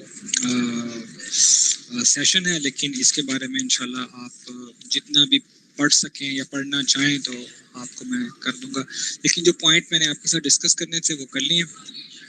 اب جس طرح ہم نے بچے ڈسکس کیا تھا کہ there are some basic necessities in respect to the Holy Quran, قرآن کے حقوق ہیں، اسی طرح جناب نبی کریم صلی اللہ علیہ وسلم کے بھی اپنی امت پر کچھ حقوق ہیں، ٹھیک ہے۔ the basic necessities in respect to the holy prophet صلی اللہ علیہ وسلم۔ سو ہم ڈسکس کرنے لگے ہیں کہ اللہ کے نبی صلی اللہ علیہ وسلم کے مجھ آپ پر کیا حقوق ہیں۔ دیکھو سب کچھ عطا فرمایا انہوں نے ہمیں ہمارے رب سے ملایا ہے، اور ہمیں جنت کی راستے دکھائی ہیں، اور ہمیں جہنم سے بچانے کے طریقے بتا گئے ہیں، اور اپنی مثالی زندگی ہمارے سامنے گزار کے سیٹ کر گئے ہیں، اور اللہ کی طرف سے وَإِنَّكَ لَعَلَىٰ خُلُقٍ عَظِيمٍ کا اعزاز پا گئے ہیں کہ انسانوں کا کہنا اپنی جگہ، خود خالق کائنات اگر کسی کو کہہ دے کہ آپ اخلاق کے اعلیٰ معیار پر فائز ہیں تو اس شخص کا اخلاق کیسا ہوگا، جس کی ایک مثال میں نے آپ کو فتح مکہ کی صورت میں۔ اب اس جیسی پرسنالٹی کے امت پر کچھ حقوق تو ہونے چاہیے۔ سو جو پہلا حق ہے نبی کریم صلی اللہ علیہ وسلم کا وہ ہے کہ his prophecy is to be testified، آپ کی نبوت پر ایمان لانا، یہ آپ صلی اللہ علیہ وسلم کا پہلا حق ہے امت پر۔ ٹھیک ہے، ایک شخص کہتا ہے میں مانتا ہوں، وہ ایک کتاب لکھی گئی ہے نا 100 گریٹ پیپل، 100 بڑے آدمی، سب سے پہلے اس میں اس شخص نے اللہ کے نبی کو ہی رکھا ہے۔ اسی طرح اور بہت سارے لوگ ہیں سکھ برادری کے، کرسچن، وہ کہتے ہیں کہ اس سے بڑا انسان نہیں ہے، لیکن نبی نہیں مانتے، ٹیچنگز کو نہیں مانتے۔ تو آپ کا حق یہ ہے امت پر، اور یاد رکھو امت کی 2 کیٹیگریز ہیں، جتنے بھی لوگ اب قیامت تک آئیں گے regardless they are Muslims, they are non-Muslims, they are Jews, Christians، وہ سب کے سب اللہ کے نبی کی امت ہے، لیکن امت کی 2 کیٹیگریز ہیں، ایک امت اجابت، ایک امت دعوت۔ وہ لوگ جنہوں نے اللہ کے نبی صلی اللہ علیہ وسلم کی نبوت پر ایمان لے آئے، جیسے الحمدللہ میں اور آپ ہم سب، وہ امت اجابت کہلاتی ہے، ہم نے اس کو ایکسیپٹ کر لیا۔ اور وہ امت، وہ لوگ جن کو ابھی اس بات کی طرف اجابت والوں نے دعوت دینی ہے کہ بھئی آپ بھی اللہ کے نبی کی ٹیچنگز کو اور آپ کو لاسٹ پروفٹ ایکسیپٹ کر لو، ان کو امت دعوت کہا جاتا ہے۔ ہیں دونوں ہی اللہ کے نبی کی امت، ایک حصے نے مان لیا ہوا، ایک نے نہیں مانا ہوا۔ سو امت پر پہلا حق یہ ہے کہ his prophecy is to be testified، آپ کی نبوت کے اوپر ایمان لانا، یہ پہلا حق ہے اللہ کے نبی صلی اللہ علیہ وسلم۔ اور یہ انشاءاللہ ایگزام میں بھی میں آپ سے پوچھوں گا کہ what are the basic necessities in respect to the holy prophet۔ ایک تو میں نے چارٹ آپ کو بتایا، ایک میں یہ پوچھوں گا، اور ساتھ ساتھ لیکچرز لینے کا یہ فائدہ ہوتا ہے، اکثر آپ کے فیلوز بھی مجھ سے پوچھتے رہتے ہیں کہ سر آپ کیا کوسچنس پوچھیں گے، تو میں ہر ماڈیول میں ریممبر آپ کو بتاتا رہتا ہوں کہ یہ پوچھیں گے۔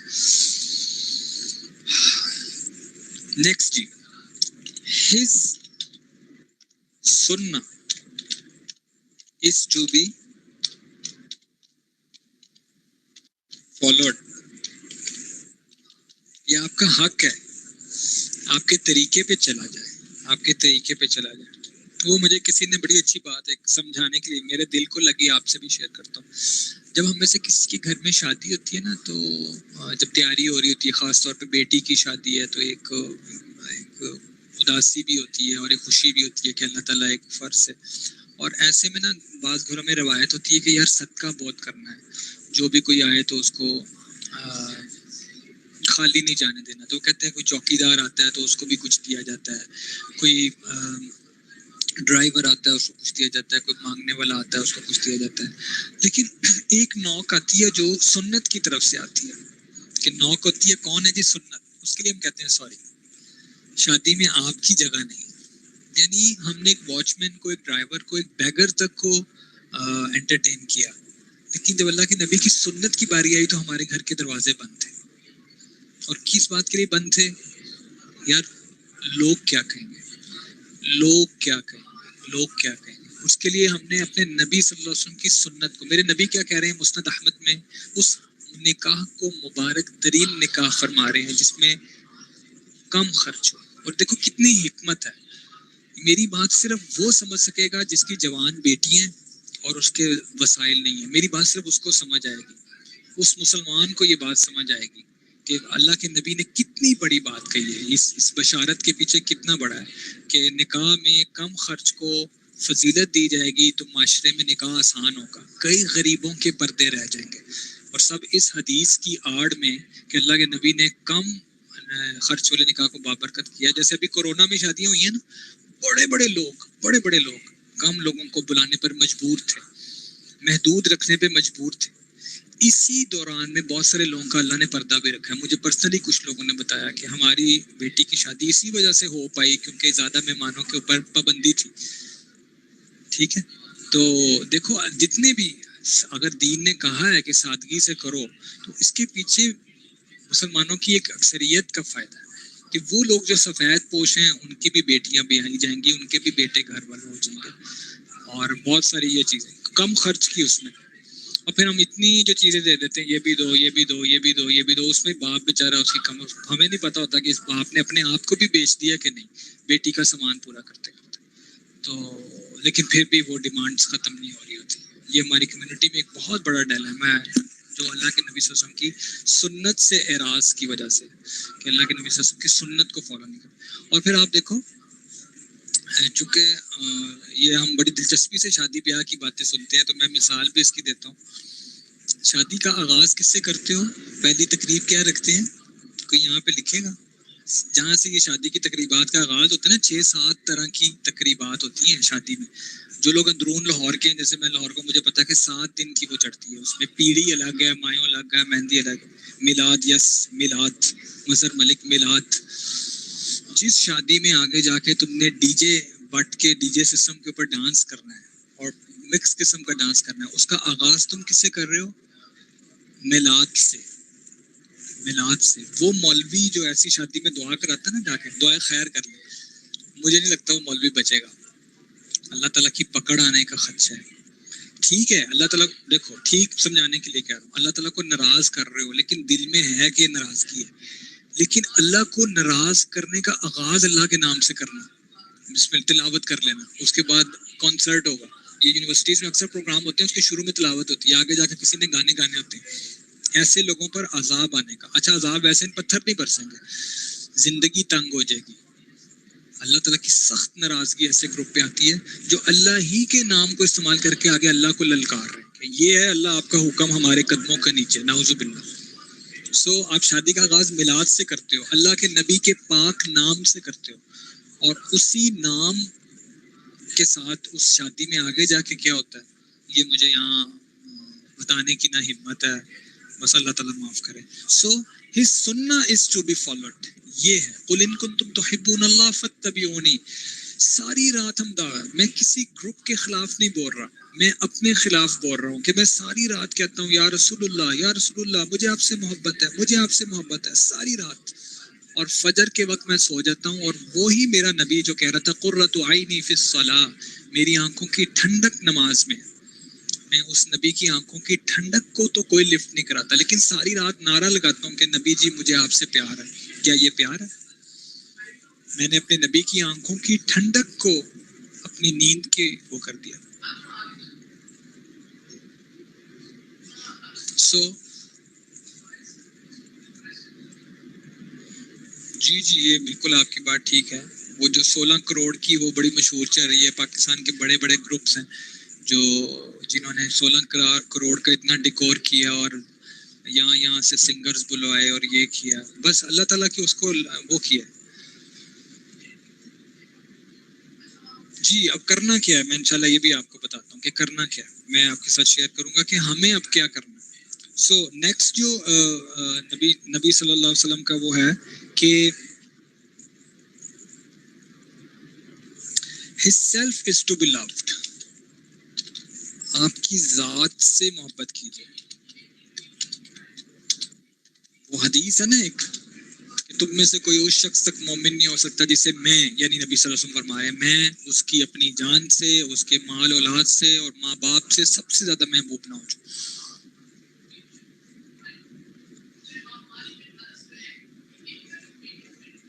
نہیں یہ صحیح حدیث نہیں ہے جو آپ نے لکھی ہے نا یہاں پہ ناشتے کے بارے میں، یہ صحیح حدیث نہیں.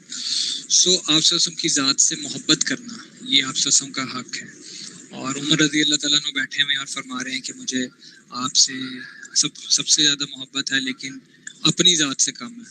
تو پھر جب اللہ کے نبی صلی اللہ علیہ وسلم توجہ دلاتے ہیں تو اس کے بعد کہتے ہیں کہ یا رسول اللہ اب مجھے، یعنی فرمایا کہ کسی کا ایمان کامل نہیں ہو سکتا جب تک میں اسے سب سے زیادہ محبوب نہ ہو جاؤں.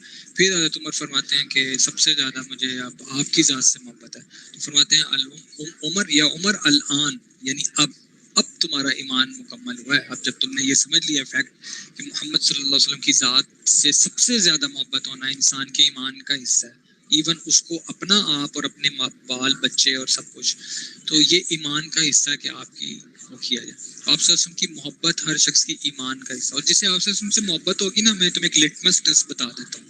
اگر تمہیں ٹیسٹ کرنا ہو نا کہ تمہیں واقعی اللہ کے نبی سے محبت ہے یا نہیں، تو تم یہ دیکھ لینا تمہیں نبی کے طریقے سے محبت ہے یا نہیں.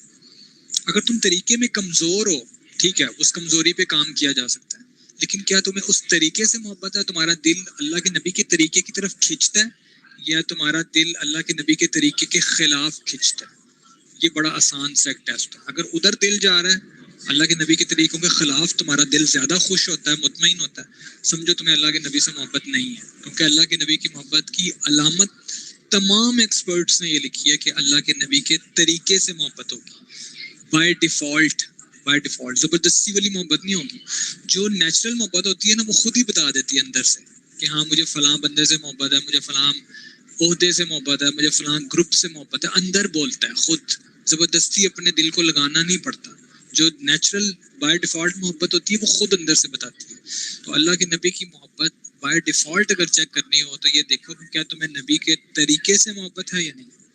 اگر اللہ کے نبی کے طریقے سے محبت ہے تو سمجھو تمہیں ان سے محبت ہے، ورنہ صرف معذرت کے ساتھ دعویٰ ہی دعویٰ ہے اور کچھ نہیں ہو سکتا. اس کے بعد فورتھ ون، ریسیٹیشن آف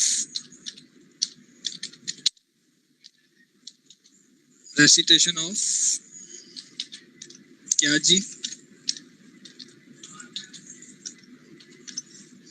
درود شریف. ریسیٹیشن آف درود شریف. Basic necessities in respect to the prophet صلی اللہ علیہ وسلم. آپ صلی اللہ علیہ وسلم پر درود بھیجنا یہ آپ کے حقوق میں سے ایک حق ہے. صحیح مسلم میں حدیث ہے، من صلی علیہ مرۃ صلی اللہ علیہ عشر او کما قال رسول اللہ صلی اللہ علیہ وسلم، کہ جو مجھ پر ایک مرتبہ درود بھیجے اللہ تعالیٰ اس پہ کتنی رحمتیں نازل فرمائیں گے؟ 10. کیا اللہ تعالیٰ کی ایک رحمت بھی ختم ہو سکتی ہے؟ سارے انسان آ جائیں، سارے جن آ جائیں، سارے درخت آ جائیں، پتے آ جائیں، سمندر آ جائیں، کہتے ہیں اللہ نے رحمت بنائی ہے، اس کے 99 حصے اپنے پاس رکھے ہیں، ایک حصے کو تقسیم کیا ہے، جس کی وجہ سے مائیں بچوں سے پیار کرتی ہیں، جانور اپنی اولاد سے پیار کرتے ہیں، دنیا کا معاملہ وہ ایک رحمت کا حصہ ہے، 99 اپنے پاس رکھے. تو جب اللہ 10 رحمت کے حصے بھیجے، کیا اللہ کی ایک رحمت بھی کافی نہیں ہے اولین و آخرین کے لیے؟ لیکن اللہ اعزاز دیکھو کہ میرے نبی پر جو ایک مرتبہ درود پڑے گا میں اس پر 10 مرتبہ رکھوں.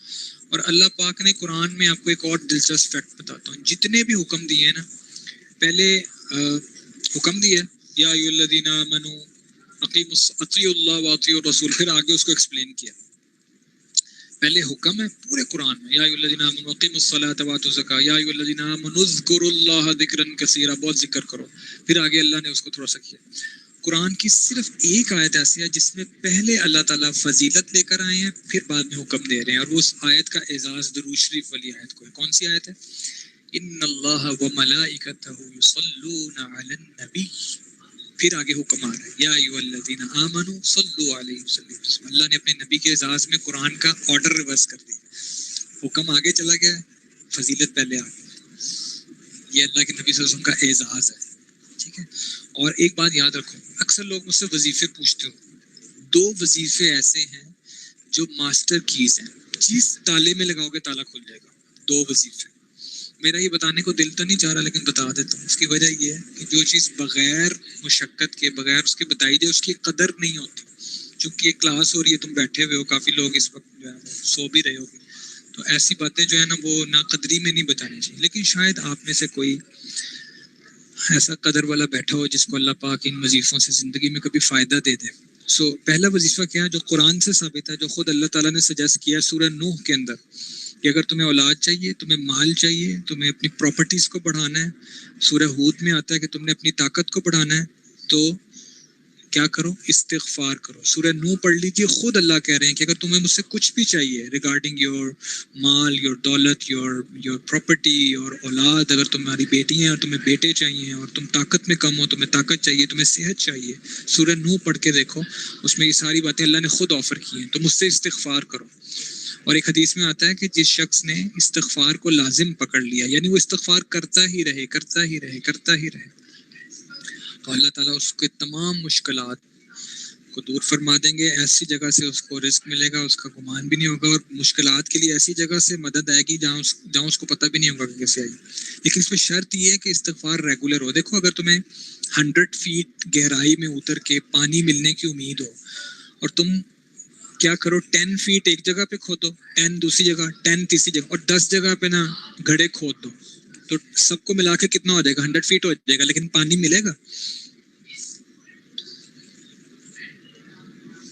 کبھی بھی نہیں ملے گا. تمہیں ایک ہی جگہ پہ 100 فیٹ کھدائی کرنی ہے. اگر 90 فیٹ تک بھی جاؤ گے تب بھی پانی نہیں نکلے گا. ہم کیا کرتے ہیں, ایک وظیفہ تھوڑا سا پڑھتے ہیں اور کہتے ہیں اثر نہیں ہوا, دوسرا وظیفہ, تیسرا, 100 پڑھ لو, نہیں ہوگا. ہر وظیفے کی خاص مقدار ہے, اس میں مستقل مزاجی شرط ہے. تو استغفار اللہ تعالیٰ حدیث میں, اللہ کے نبی حدیث میں کہہ رہے ہیں, جس نے استغفار کو لازم پکڑ لیا, یعنی مستقل مزاجی سے کیا. اور قرآن کی آیت ہے وَكُلُّ شَيْءٍ عِندَهُ بِمِقْدَارٍ, ہر چیز کی اللہ کے ہاں ایک مقدار متعین ہے.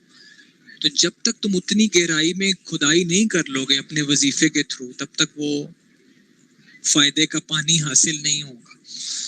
یہ مثال یاد رکھنا, مجھے کسی نے بتائی تھی, مجھے بالکل سمجھ میں آ گئی کہ مجھے 100 فٹ پہ پانی ملنا ہے تو وہ 100ویں فٹ پہ ہی ملے گا. 90 تک بھی کھود کے بیٹھ جاؤں گا اور چھوڑ دوں گا تو پانی نہیں مل سکے گا.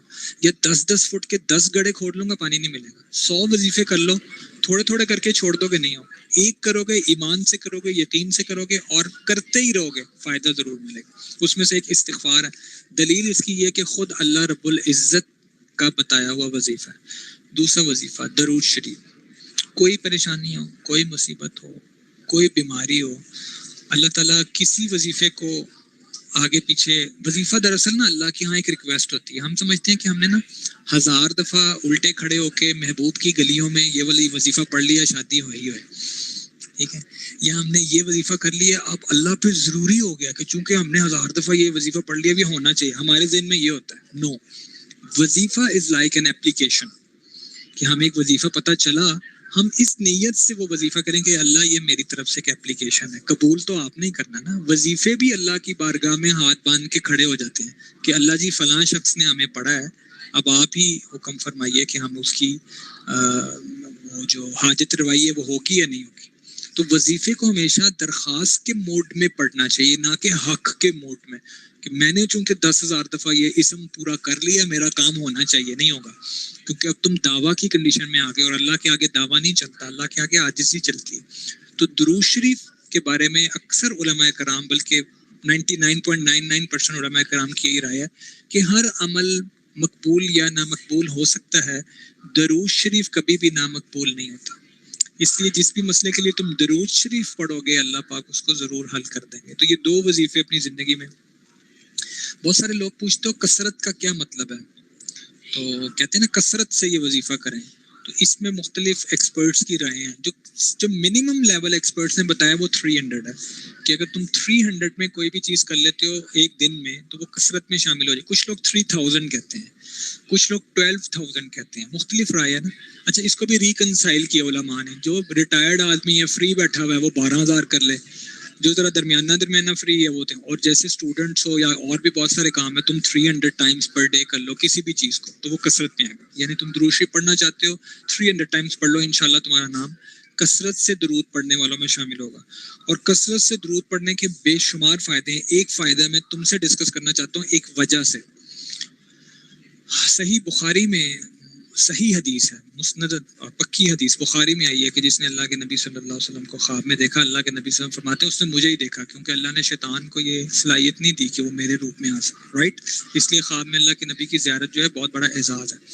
کثرت سے درود شریف پڑھنے کے دیر آر ہنڈریڈز آف فوائد، لیکن جو سب سے بڑا فائدہ مجھے لگتا ہے اور جو میں نے وہ یہ کہ اللہ کے نبی صلی اللہ علیہ وسلم کی خواب میں زیارت ہوتی ہے. لیکن اللہ کے نبی صلی اللہ علیہ وسلم کی خواب میں زیارت کی سب سے بڑی شرط کیا ہے؟ خواب کس چیز سے دیکھا جاتا ہے؟ یہ پوائنٹ تو ہے ہی، جو جتنا سنت پہ عمل کرے گا اس کو بھی زیارت کے چانسز زیادہ ہیں، جو جتنا آپ کے دین کے لیے ایفرٹ کرے گا اس کی بھی زیارت کے چانسز زیادہ ہیں، جو جتنا آپ کی ذات سے محبت کرے گا اس کو بھی زیارت، جو جتنا درود شریف پڑھے گا. لیکن زیارت ہوتی کس آرگن سے زیارت ہوتی ہے؟ آنکھوں سے. جب ہم سوتے ہیں، مجھے بتاؤ کائنات کی سب سے مقدس ہستی کی زیارت کرنی ہو، ناپاک آنکھوں سے ہو سکتی؟ جن آنکھوں سے ہم ہر سب کچھ دیکھ لیتے ہیں، یہ سوچے بغیر کہ کیا میں اس کو دیکھنے کی مجھے اجازت بھی ہے کہ نہیں، کیا ان آنکھوں سے میں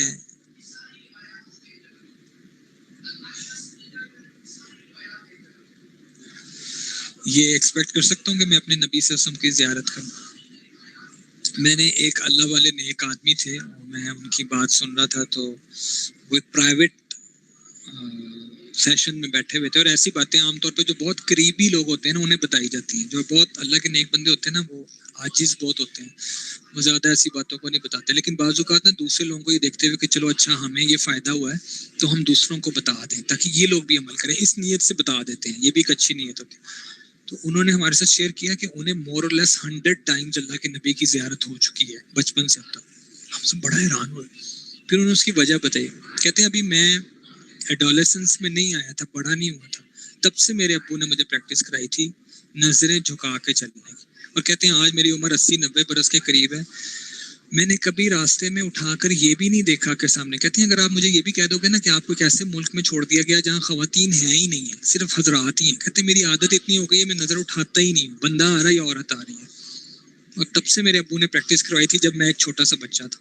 دیکھو ان کے ابو کے لیے بھی کتنا صدقہ جاری ہے، وہ آج اتنی بڑی پرسنالٹی ہیں، ایک ریلیجیس اسکالر ہے. لیکن نظریں جھکانے کی پریکٹس کرنی پڑتی ہے.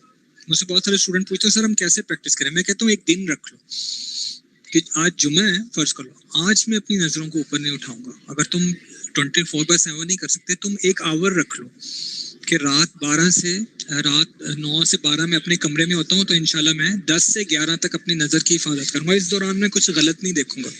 کہیں سے سٹارٹ کرو، کسی وقت کے کسی حصے سے، 7 دنوں میں سے کسی ایک دن میں سے ایسا دن ہونا چاہیے کہ تم اس کو پریکٹس کرو. تم کسی ایریا میں پریکٹس کر لو کہ میں اپنے گھر کی جو پریمیٹیز ہیں اس کے ارد گرد نظروں کی حفاظت کروں گا. یونیورسٹی میں آ کے نہیں کروں گا، ٹھیک ہے، لیکن کسی ایریا سے کر لو، کسی وقت کے خاص حصے سے کر لو، کسی خاص دن میں کر لو. لیکن وہ جو 1 گھنٹہ ہوگا، وہ جو 1 دن ہوگا، وہ جو ایک علاقہ ہوگا جس میں تم اس پریکٹس سے گزرو گے، اس پریکٹس کو ختم کرنے کے بعد اللہ تعالیٰ تمہیں جو اپنے نبی کی حدیث کے مطابق حلاوت ایمان دیں گے نا، پھر تمہیں ہمت آئے گی کہ اتنا اللہ دل میں ایسا سکون ڈال دیتے ہیں. اب مجھے اس 1 گھنٹے کو دوسرے گھنٹے پہ لے جانا ہے. مجھے نظروں کی حفاظت جمعے کی بجائے ہفتے کو بھی کرنی ہے. مجھے نظروں کی حفاظت اپنے ایریا کی بجائے UMT میں بھی کرنی ہے. وہ جب چکھو گے تو آگے بڑھ، جب ایک چیز کا ذائقہ منہ کو لگتا ہے نا پھر انسان اس کے لیے آگے چلتا ہے. اور پھر جب وہ ذائقہ لگ جاتا ہے تو انسان کہتا ہے میں کسی قیمت پر یہ لطف نہیں گنواؤں گا. میں نان محرمس کو دیکھ کر وہ جو لطف اللہ نے میرے دل میں ڈال دی اپنے تعلق کا اور اپنے سکون اور حلاوت کا، میں اس کو کیوں گنواؤں کسی کو دیکھ کر. تو یہ چیزیں کہیں نہ کہیں سے سٹارٹ کرنی پڑتی ہیں. اور آخری جو حق ہے اللہ کے نبی صلی اللہ علیہ وسلم کا جو کتابوں میں لکھا ہوا ہے، بائی یہ حق میں نے نہیں بنائے، یہ امت کے جو علماء ہیں، جو ایکسپرٹس ہیں، جو اللہ کے نبی صلی اللہ علیہ وسلم سے پیار کرنے والے ماہرین ہیں، انہوں نے بنائے ہیں. اور اس میں جو بے شمار حقوق ہیں جو میں آپ کے ساتھ ڈسکس کر رہا ہوں، اس میں آخری ہے کہ his grave is to be visited. اللہ کے نبی صلی اللہ علیہ وسلم کے روضہ مبارک کی زیارت کرنا. ایک حدیث میں آتا ہے کہ جو حج پہ جائے اللہ کے نبی کی اس پہ زیارت پہ نہ جائے تو اللہ کے نبی صلی اللہ علیہ وسلم نے اس پہ تحفظات کا اظہار کیا ہے کہ یہ کیسا ظلم ہے کہ بھئی ادھر آئے اور میرے پاس نہیں آئے.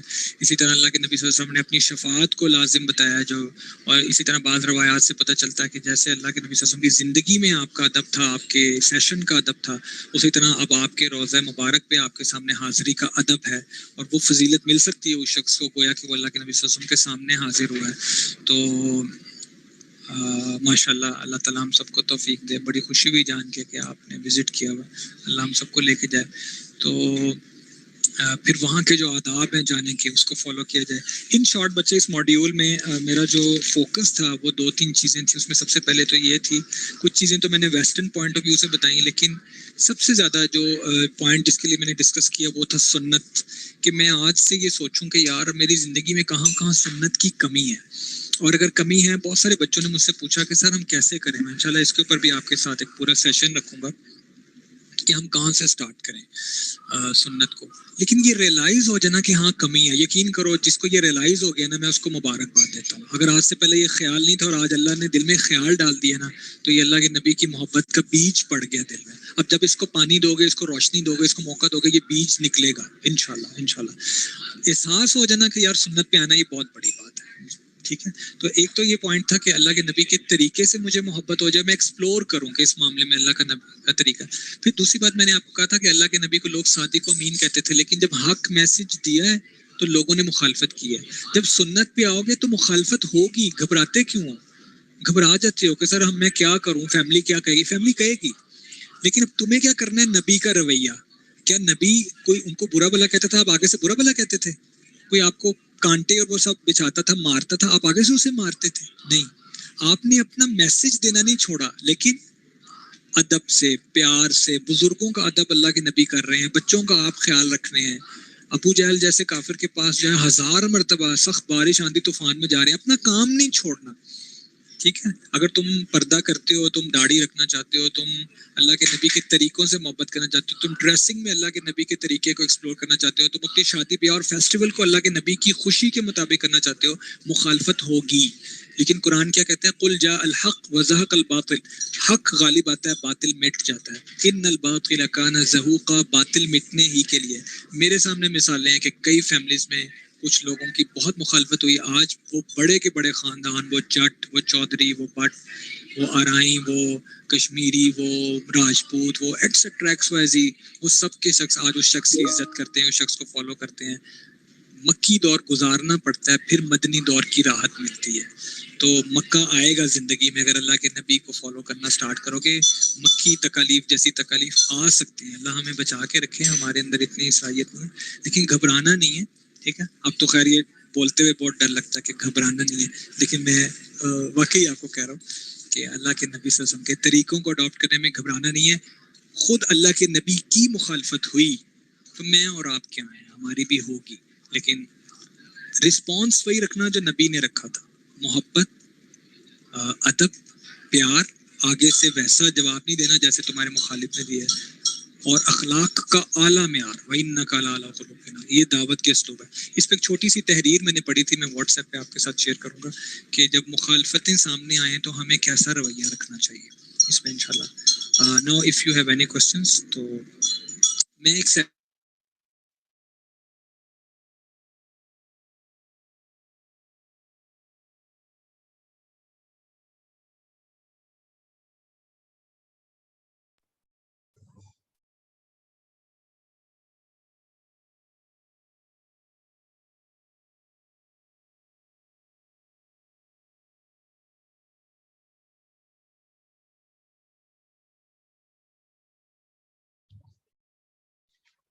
Which second point, سیرت؟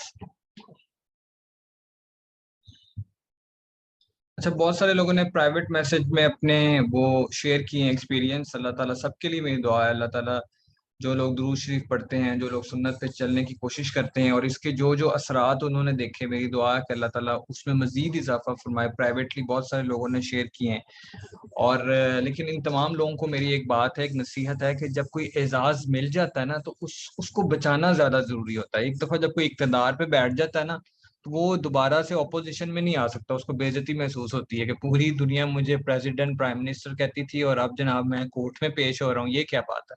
تو یہ بڑی تکلیف دہ عمل ہوتا ہے جب کوئی اعزاز مل جائے اور وہ پھر نیچے آپ اتر جاؤ.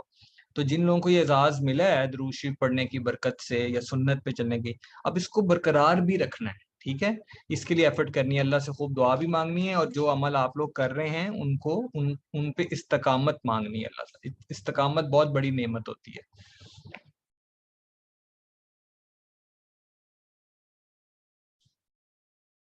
ہاں, جب تک آپ کو پتہ نہیں چلے گا تو آپ کو ایکسپلور کرنے کی ضرورت نہیں ہے, لیکن اگر آپ کو جب پتہ چل جائے تو پھر ظاہرہ آپ کا اس سے دینی حمیت کی وجہ سے اور نبی صلی اللہ علیہ وسلم کی محبت کی وجہ سے اس سے ترک تعلق کرنا ضروری ہو جائے گا. پھر خواہ وہ آپ کا رشتہ دار ہو یا کوئی دوست ہو. دیکھو, میرے ابو کو کوئی برا کہے نا, سمجھانے کے لیے آپ کو بات کہہ رہا ہوں, تو میں اس سے سیدھے منہ بات نہیں کرتا. وہ مجھے کہے یار تمہارے ابو ایسے ہیں اور ویسے ہیں, میری غیرت جاگ اٹھتی ہے نا, کس نے میرے ابو کو بات کہی ہے, یہ کون ہوتا ہے بجائے اس کے. لیکن کیا میرے نبی صلی اللہ علیہ وسلم کے بارے میں میری جو غیرت ہے اور میری جو محبت ہے وہ میرے ابو سے بھی کم ہے؟ نعوذ باللہ, نعوذ باللہ. ہم بڑی آسانی سے کہہ دیتے ہیں یار یہ ان کا پرسنل میٹر ہے. No, it's not their personal matter, it's the matter of my غیرت فار مائی نبی صلی اللہ علیہ وسلم. میرے امی ابو کو کوئی بات کہے تو میں اس کا منہ نہیں دیکھتا کہ اس نے میرے امی ابو کے حسب نسب پہ انگلی اٹھائی ہے. تو میرے نبی صلی اللہ علیہ وسلم کے ساتھ کوئی ان کو نبی شریک کر لے کہ یہ بھی نبی ہیں لیکن یہ بھی نبی ہیں, تو میری غیرت کیسے مانے گی؟ لہٰذا مجھے اس کے ساتھ کوئی تعلق نہیں رکھنا, کوئی بات, انلیس انٹل, جیسے میں نے عرض کیا کہ میں اس کی اصلاح کی نیت سے پہلے خود ختم نبوت کے عقیدے کو سیکھوں, قرآن اور حدیث میں اس کے بارے میں جو آیات اور روایات آئی ہیں ان کو سمجھوں, اور پھر ان کو اچھی نیت سے دین کا ایک داعی بن کر ان تک پہنچاؤں. یہ میرا مشن ہونا چاہیے. لیکن اس کے لیے بہت محنت کی, بہت پڑھنے کی, بہت سمجھنے کی ضرورت ہے.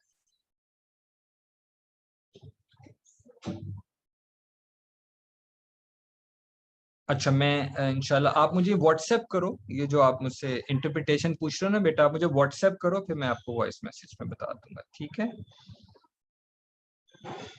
اگر کسی کی کوئی پرسنل کیوری ہے نا وہ مجھے واٹس ایپ وائس میسج کر سکتا ہے, اس کی اجازت ہے.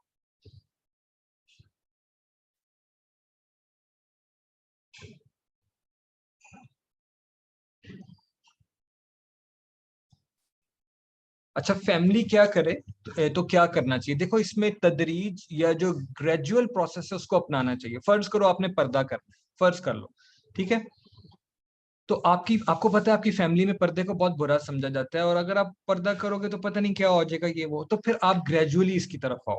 ٹھیک ہے, آپ ایک ٹارگیٹ سیٹ کرو کہ آپ کو 6 ماہ سے 1 سال میں اس کی طرف آنا ہے. مثال کے طور پہ اگر آپ کی فیملی اتنی بولڈ ہے کہ اس میں کوئی چادر یا دوپٹہ نہیں لیا جاتا تو آپ دوپٹہ لینا شروع کر دیجئے.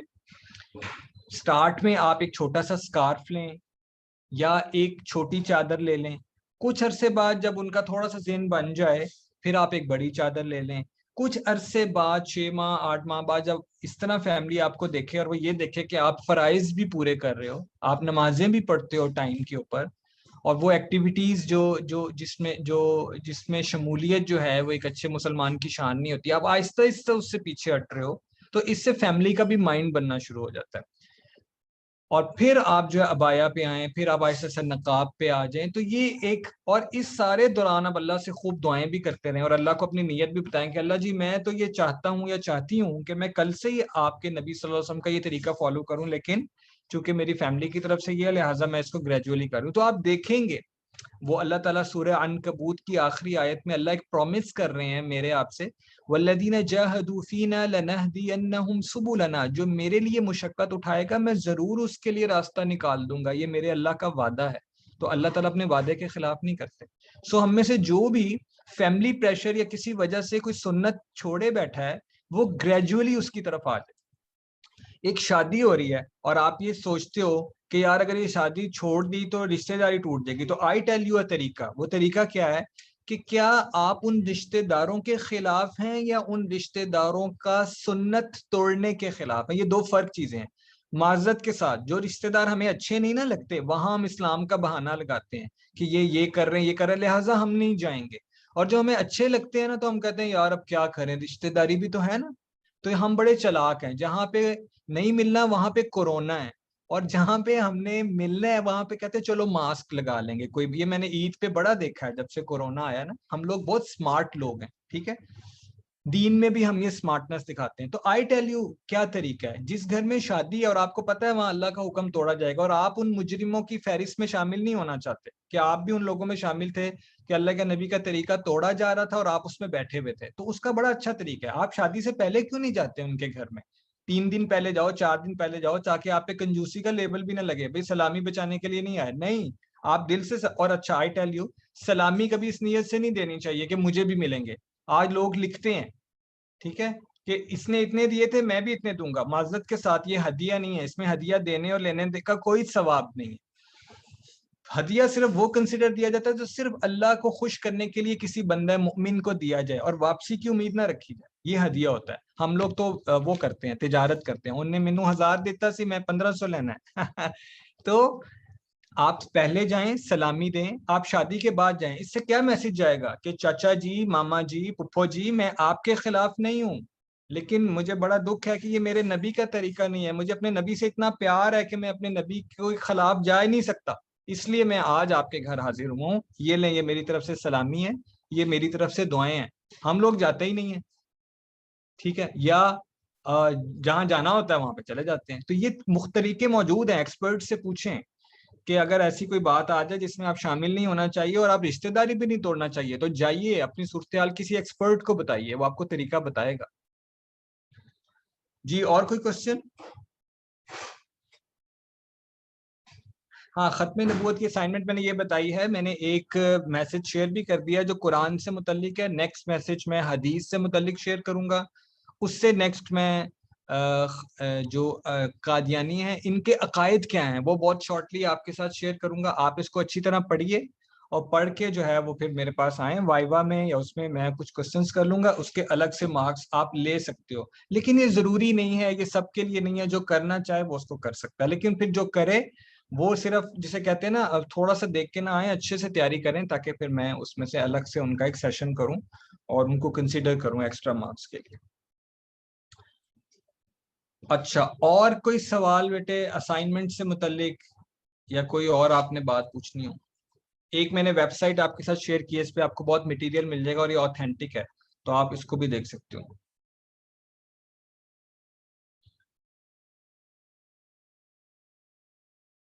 ہاں ہوتے ہیں، میں اس لیے کہہ رہا ہوں نا آپ آہستہ آہستہ ان کا مجھے اس سے اتفاق ہے کہ وہ لوگ کہیں گے اس کو اچانک کیا ہو گیا.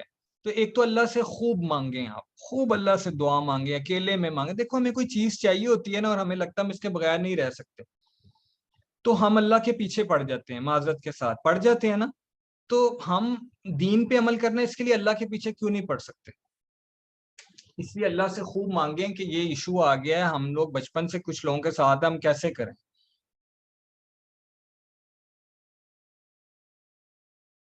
یس، اس کا وائوا بھی ہوگا.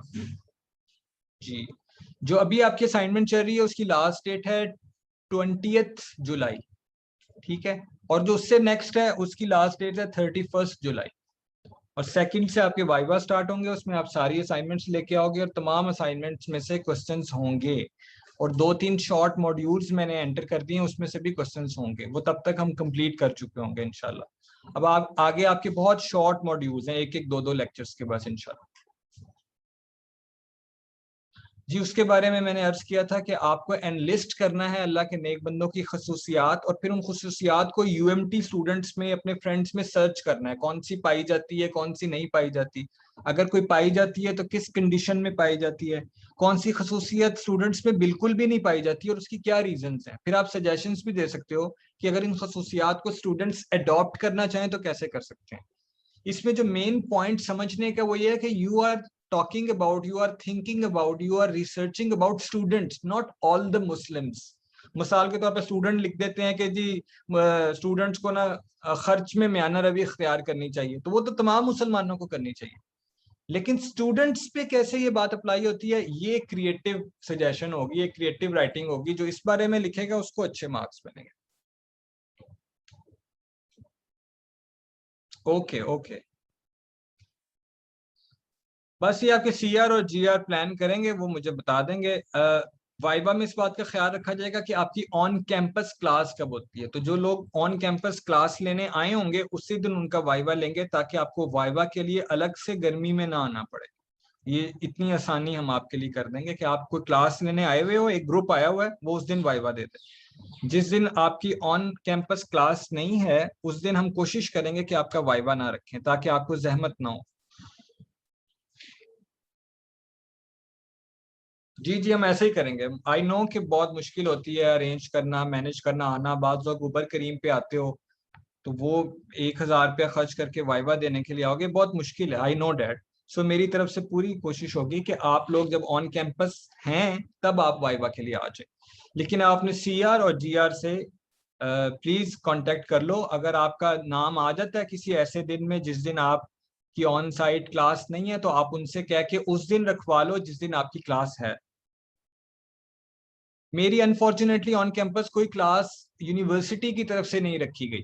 آلدو میں یہ چاہتا ہوں، آپ بھی یہ چاہتے ہیں کہ ہم کوئی آن کیمپس پہ انٹریکشن کریں، لیکن یونیورسٹی یہ کہتی ہے کہ اسلامک اسٹڈیز ظاہر ہے اس کی کیا اہمیت ہے زندگی میں، تو یہ آپ آن لائن ہی لیتے رہے بس. لیکن نہیں، جو لوگ سمجھتے ہیں ان کو پتا ہے کہ اسلامک اسٹڈیز سے آپ کی روح ریچارج ہو جاتی ہے اور آپ کتنا اچھا فیل کرتے ہو اگلے کچھ گھنٹے کے لیے یا 1-2 دن کے لیے. تو جن کو اس بات کی سمجھ ہے وہ واقعی اسلامک اسٹڈیز یا اس طرح کی باتوں کے بغیر وہ نہیں رہتے اور اپنے ایمان کو چارج کرتے رہتے ہیں. جی اکثر بیٹے، اللہ آپ کو خوش رکھے. جزاک اللہ، جزاک اللہ اکثر. جی اور کسی کا کوئی سوال، کوئی پرابلم، کوئی مسئلہ؟ Yes, it's important, but it's not that much important in our professional life. اگر ایسا ہوتا تو پھر اس کے ساتھ وہ سلوک نہ ہو رہا ہوتا جو ہم کرتے ہیں. ابھی آپ کے سینئرز نے ایگزامس دیا، اس میں ایسے لوگ بھی ہیں جن کے 5 میں سے 4 میں A+ گریڈ ہیں، میں نے دیکھے ہیں، اور وہ اسلامک اسٹڈیز میں فیل ہیں. کیوں؟ ریزن، سر پڑھی نہیں. سر ہم نے سمجھا تھا کہ ہمیں تو نہیں پتا تھا ایسے سوال آئیں گے، ہمیں تو نہیں پتا تھا کہ اس کو بھی پڑھنا ہے، یہ بھی کوئی پڑھنے کی چیز ہے. تو اتنا لائک اسٹوڈنٹ ویب گریڈ لے رہا ہے، اس کا مطلب اس کو امپورٹینس نہیں دے رہا، اس کا خیال تھا یہ ہو جانی ہے. ہاں تو اس لیے مار بھی تو کھا رہے ہیں نا.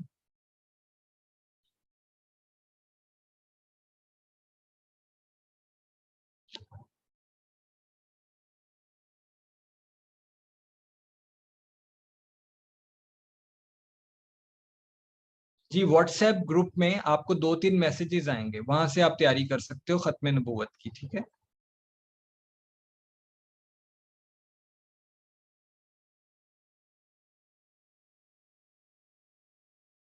آپ 2 سے 3 پیجز لکھ لو، کافی ہے. آپ کو ایک بات بتاؤں، جو چیز جتنی درست اور اچھی ہوتی ہے وہ اتنی مختصر ہوتی ہے، اور جس میں جتنی سٹوریز ہوتی ہیں نا وہ اتنا لمبا ہوتا ہے.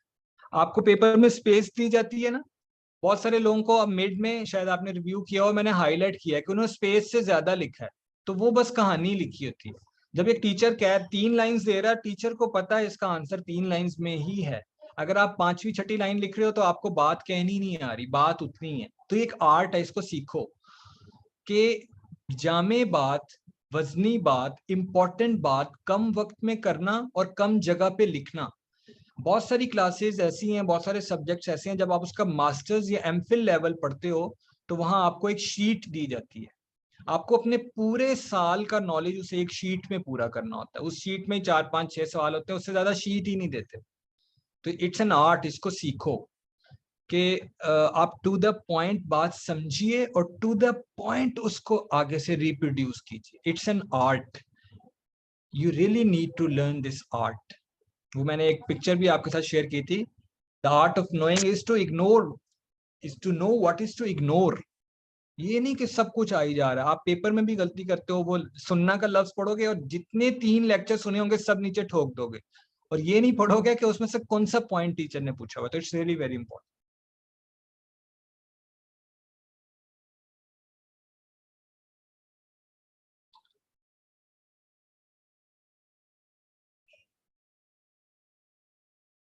اچھا جو لوگ لیو کرنا چاہتے ہو کر سکتے ہو، میں اس لیے ابھی اس کو ختم نہیں کر رہا، بہت سارے لوگوں کے کوسچنز آ رہے ہیں تو میں اس میں سے وہ کوسچنز پڑھ بھی رہا ہوں اور آنسر بھی کر رہا ہوں۔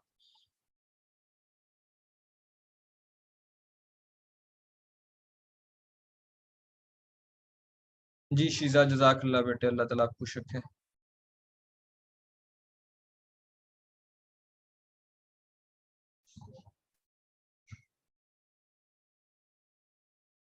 جی جی جن کی 2 بجے کلاس ہے بیٹے وہ لیو کر دیں، جلدی سے بھاگ کے نماز پڑھ لیں، کچھ کھا پی لیں، کسی سے بات چیت کرنی ہے تو کر لیں، بہت اچھی بات۔ بہت زیادہ اچھی باتیں ہو جائیں نا تو وہ بھی پھر ڈائجسٹ نہیں ہوتی، بعض اوقات انسان وومٹنگ سٹارٹ کر دیتا ہے۔ ہمارے ٹیچر کہتے تھے کہ بہت اچھا کھانا ہو لیکن آپ کا ڈائجسٹو سسٹم ٹھیک نہ ہو تو آپ نہیں کھا سکتے، کتنا بھی اچھی بریانی بنی ہو یا پیزا پڑا ہو۔ اسی طرح اگر ہماری روح بیمار ہو تو بہت زیادہ اچھی باتیں ہم بہت دیر تک نہیں سن سکتے، دل گھبرا جاتا ہے کہ یار کیا ہے۔ تو اگر کسی کا دل اچھی باتوں سے نہیں بھرتا نا، اس کو بہت خوش ہونا چاہیے کہ اس کی روح تندرست ہے۔ اور اگر آپ کو اچھی باتیں سن کے 5 10 15 منٹ بعد بے چینی شروع ہو جاتی ہے نا، یار کیا ہو رہا ہے، یہ بند کرو، یہ کیا ہے، تو سمجھو روح بیمار ہے۔ یہ بھی ایک ٹیسٹ ہے اپنی روح کو چیک کرنے کا۔ ایک میں نے آپ کو سمٹم بتایا، آپ لوگ میڈیسن پڑھتے ہو تو اس میں sign symptoms diagnosis treatment, this is the principle of medicine. تو سائن ایک میں نے آپ کو وہ بتا دیا۔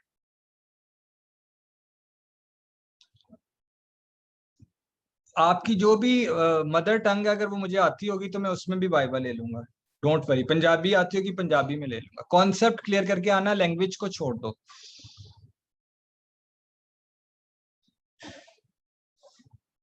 سبمیشن نہیں کرنی، بس آپ بنا لیں، وہ اسائنمنٹ بنا لیں اور وائوا کے وقت مجھے دکھا دیجیے گا اور بتا بھی دیجیے گا کہ سر میں نے ختم نبوت کی بھی تیاری کی ہے۔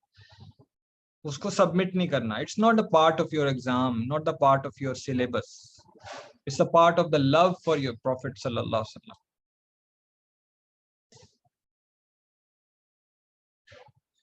نہیں میل نہیں کریں، صرف لکھ کے اپنے پاس رکھ لیں، اور 2 اگست سے آنورڈ وائوا میں اپنے ساتھ لے کے آئیں۔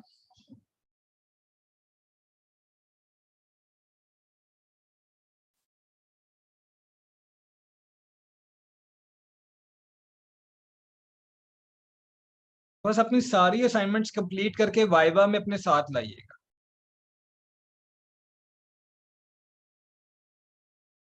جی میں نے میسج کیا تھا کہ آپ کے وائوا میں کون کون سے ماڈیول آئیں گے، میسج دیکھو واٹس ایپ والا۔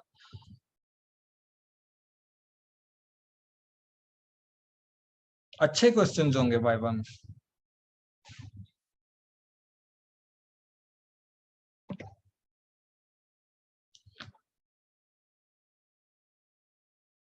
آپ وہ اوریجنل رجسٹر اپنے ساتھ لے کے آنا، پرنٹ بھی لے آنا، لیکن جہاں رجسٹر پہ کام کیا ہے نا وہ اردو لے کے آنا۔ جی اگر آپ کہو گے تو میں اردو میں پوچھ لوں گا، انگلش میں کہو گے انگلش میں پوچھ لوں گا، جس زبان میں کہو گے اگر وہ مجھے آتی ہوگی میں اس میں پوچھ لوں گا۔ آپ نے اس کی ٹینشن نہیں لینی، کانسیپٹس کلیئر کرو بس۔